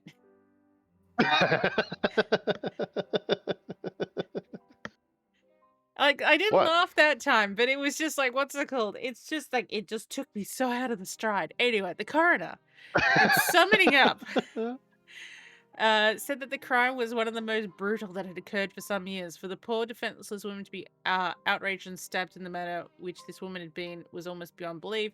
They could only come to one conclusion, and that had been that the deceased was brutally and cruelly murdered. The jury turned a verdict of willful murder against some person or persons unknown. The information excludes the murder of the first woman, Miss Smith. Jack the Ripper can't be the author of that crime. On the other hand, there are enough similarities to suggest he may be the killer of Martha Tabram. I'm guessing I have to put I this must back go now? to the pet shop. Oh, okay, we'll just forget it. We'll just leave the kettle I on. must go to the pet shop. Well, that's where we're going. Okay. Yep. It's the pet shop. The pet shop. Was the pet shop down here? Yes. Go it was. to the pet shop. I must go to the pet shop. Mr. Son of a bitch. Closed until further notice. Abraham No! isn't there. No luck. No! Where is he? Well, go up to his cousin's house. Oh, it's Mr. Beep Beep. Good evening. Oh, good It's evening, Beep Beep. sir. Beep Beep. Where's the shop closed? Do you know why Mr. Solomonovich's shop is closed? No, I don't. Perhaps his cousin, the cobbler. Oh yes, the knows. cobbler. I forgot about him. But I believe the police came to take his animals. No! I think that might have something to do with it. When was this? During the day. The kids you were with the other day were there. They told me. They just came by to ask for some cat's meat. They didn't have any money, but I gave them some anyway. Ah. Oh, is something wrong? Is something wrong? It's just that there was a little girl with them, the same age as mine. My little girl who went away with her mother. What can you tell me about the picture of this little girl? Yeah. Into the sky. Take a look at this Dr. Watson photograph. told me about your loss. Please accept my condolences. Would you like to talk What can about you it? tell me about this How picture of a did it little happen? girl? The illness, sir. My poor little girl was in agony, and her face and body The were voice, it ravaged has by the no disease. emphasis about what he's saying. Yes, she looked like a ghost. Yeah. Yeah. She was terrible. Dr. Gibbons tried to explain when I took my little girl to see him, but I didn't understand. I'm sure that he was trying to insinuate. Oh, I have it to was go my speak fault. to fucking Dr. Gibbons. I'm sorry, but I don't want to talk about it anymore. I understand. Farewell. Let's go and see Dr. Gibbons. God damn it. I hate Dr. Gibbons.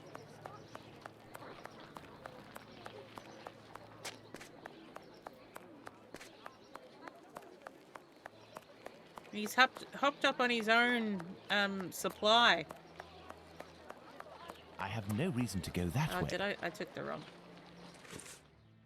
He's not a funky gimp. No, he's not. I library. Let's go and see Dr. Gibbons. He's a doctor. He's a dick. Get out of here while you still can, sir. Hello, Doctor. Do you remember me? I'm Sherlock Holmes, Dr. Watson's friend. Oh, yes. Excuse the mess, but I am doing a bit of tidying. I have come to see you about a Mr. Hardyman, a cat food seller by trade who recently lost his daughter and wife. Yes, I know him. A tragic story. Well, what happened? Actually, I was hoping you could tell me about the disease that took his daughter, a disease that would have attacked her face. Well, to keep it short, we are speaking of syphilis, Mr. Holmes. You must certainly know that it is transmitted through intimate connections and that the vast prostitute population here contributes to its inevitable progression. I don't think we want to It know. destroys individuals by spreading through the body slowly. The most obvious symptoms can be found in the genitalia and on the face in the form of pustules or lesions. Sometimes this illness can destroy whole families. The father catches it from a prostitute, he transmits it to his wife, who in her turn passes it to the kids which she bears or nurses. Through birth. These cases are numerous in the vicinity. Certain children, and this is the case of the little girl whom I won't name, suffer from an emaciation of the face which will, apart from predicting an imminent death, bring infamy upon the family. Emaciation of the face? Yes, what we sometimes call the pox. Oh, I will give you no. a photograph. One Take a cannot look be at this mistaken on the photograph. origin of such a face. The eyes seem to be void of lids. The nose is inexistent, as if it was cut off. And the cheeks are chiselled, as if cut with a knife. Like Edo's, This loss of facial eh? matter, this emaciation, is in this area often the gift from a father to his children. Can I keep this photograph? I should Why? destroy it.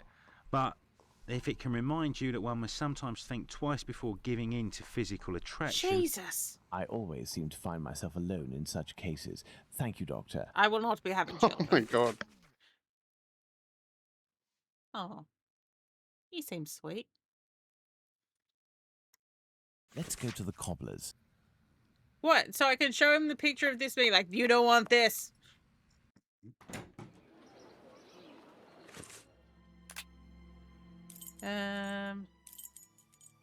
Cobblers. I'm Sherlock Holmes, and I'm about to give a talk at your school. If you see any children with faces like this, their father's fucked a prostitute. Hello, Mr. Solomonovich. Ah, Mr. Holmes. How are things with you? Where's the other Solomon bitch? I heard your cousin Abraham had a problem with his shop. Mr. What Fuckywitch. Ah, if I didn't know you well, I would tell you Mr. that it's Son of a Jewish bitch and business that Mr. doesn't Fuckywitch. concern anyone but the Jews. But as you have a little bit to do with it, you have the right to know what is going on. Wait. What do you mean I have a little bit Would to do I with have it? something to do with it? Someone had seen Abraham telling you something and making big gestures near the Imperial Club. Oh, no. A vicious rumor quickly spread, and it has caused him great injustice. We're trying A to solve a slanderous crime. denunciation attracted the authorities' attention to my cousin's shop. Abraham must be in the process of answering their questions. I did, indeed, speak with your cousin the other night. I'm shocked at the consequences of this discussion. As I was saying, we're in the dark. It's the story of the Jews. In the face of adversity, we are united, but amongst ourselves, it's like anywhere else. As soon as our people take a dislike to someone, for right or wrong, we can be without pity and quite cruel.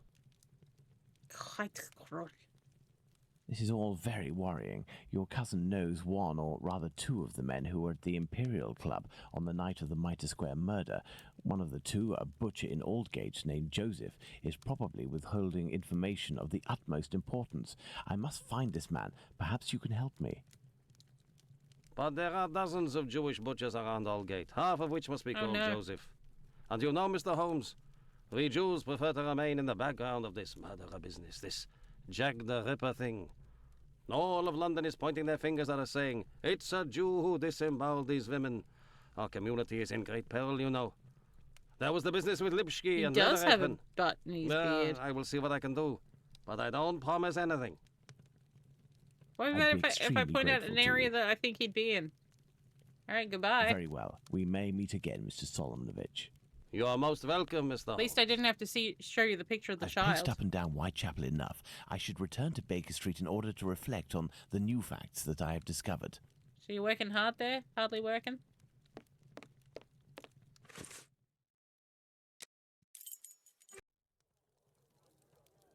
Time to pipe.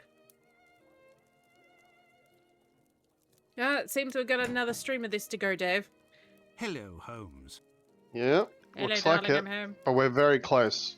Yes. One more and we'll do it, I think. And we can start another Watson. one at that point Listen, as well. Holmes, I know I should have got here Mhm. sooner to give you a report on my research, but this case has led me to neglect my patients and my wife more Oh, than I I forgot care that. to admit. Wait, but you've I've still been got a able to room sort here. things out over the last few days, and now I am ready to pursue this investigation. You don't have to justify yourself, Watson. Whilst Which I do wife? tolerate you as an He observer, doesn't. He's got a and wife called despite your Mary, but occasional help it's with hard to more know menial where in the tasks, timeline we may are. I remind you that you are by no means an indispensable part of this case. Oh, we still got to you do Devil's Daughter, tolerate don't me we? as an I'm so observer, excited. do you? Oh, you're too Well, much, maybe we Holmes. should do Devil's Daughters Well, next. Mr. Detective, despite Maybe we my should. absence, I have been working on this case, putting my relationship on the line in the process. And I happen to have a confidential letter that only passed from one lord's hand to another.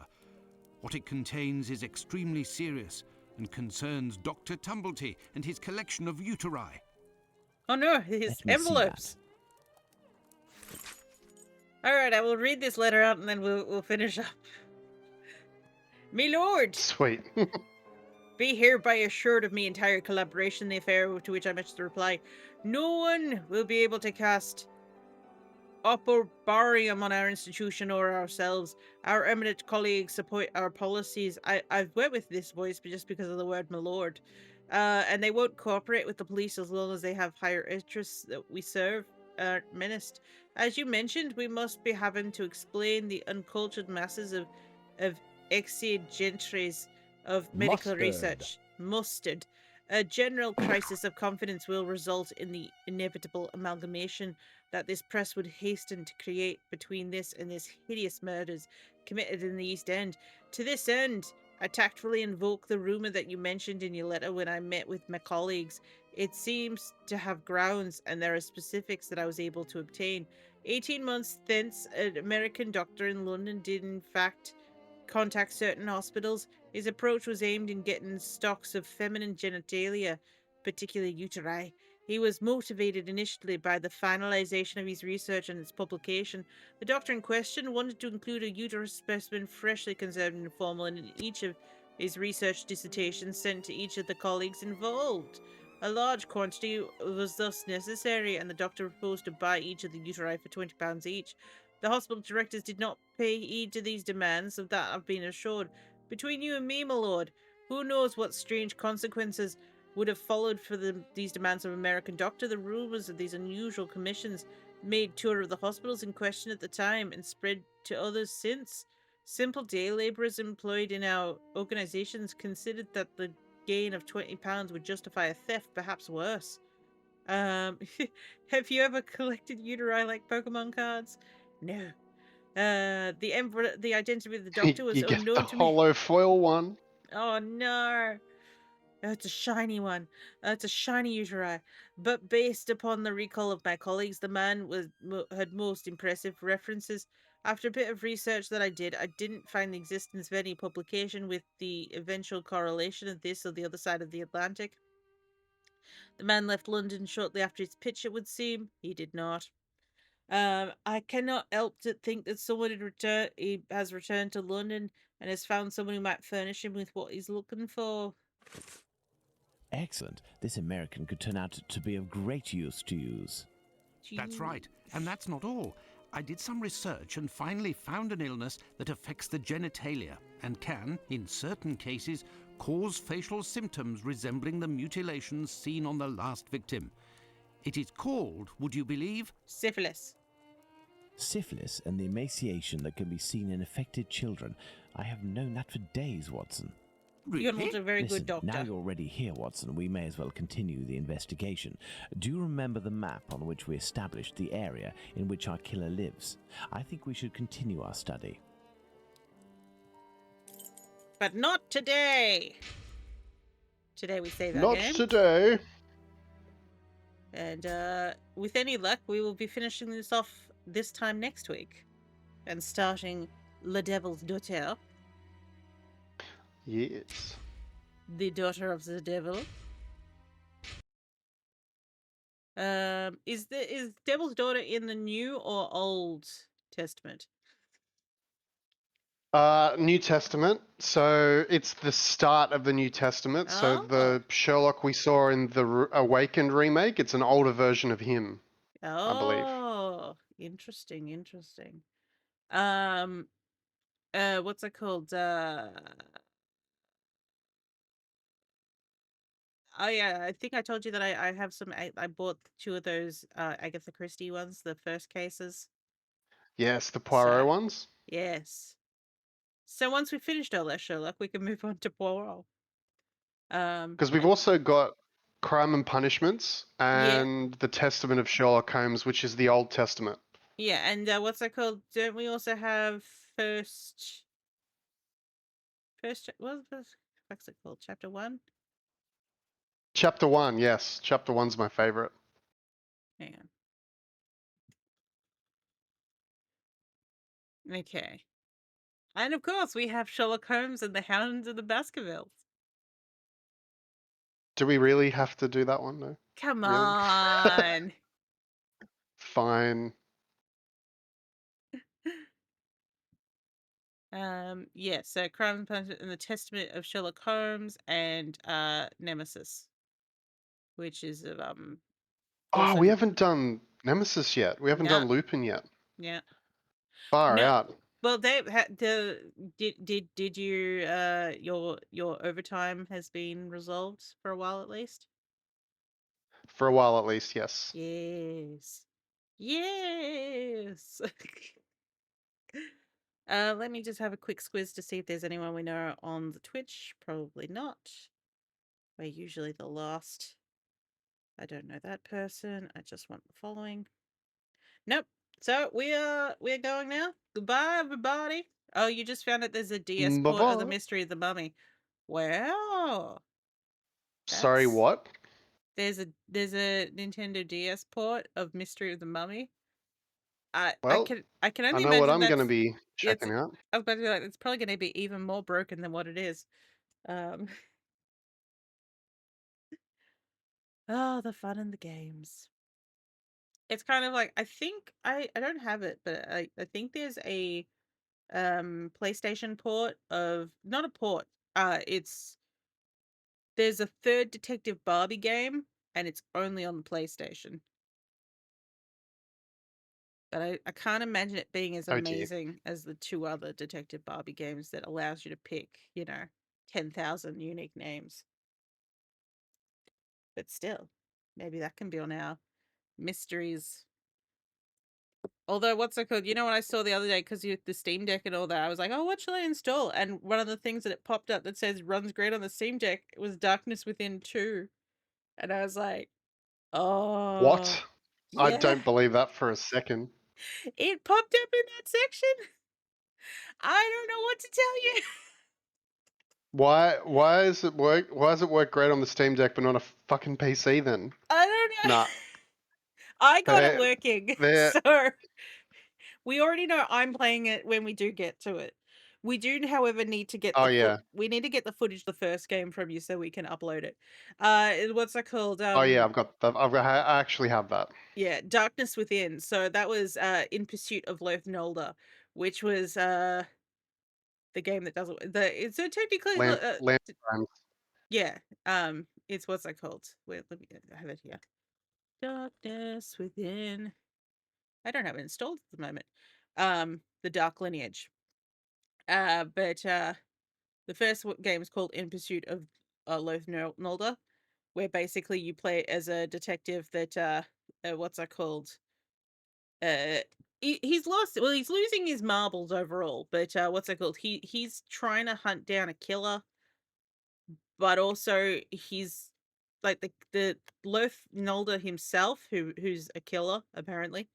I can't remember who Loth's apparently supposed to have killed, but by the end of it, I was kind of I was like, did Loth actually kill anyone, or is it just like a weird echo of the past, kind of like making everyone think he did kill somebody Yeah, there was the cult in the basement. catacombs or whatever. Yeah. Yeah, and that our detective seems to be like, uh genetically linked with the cult in the basement.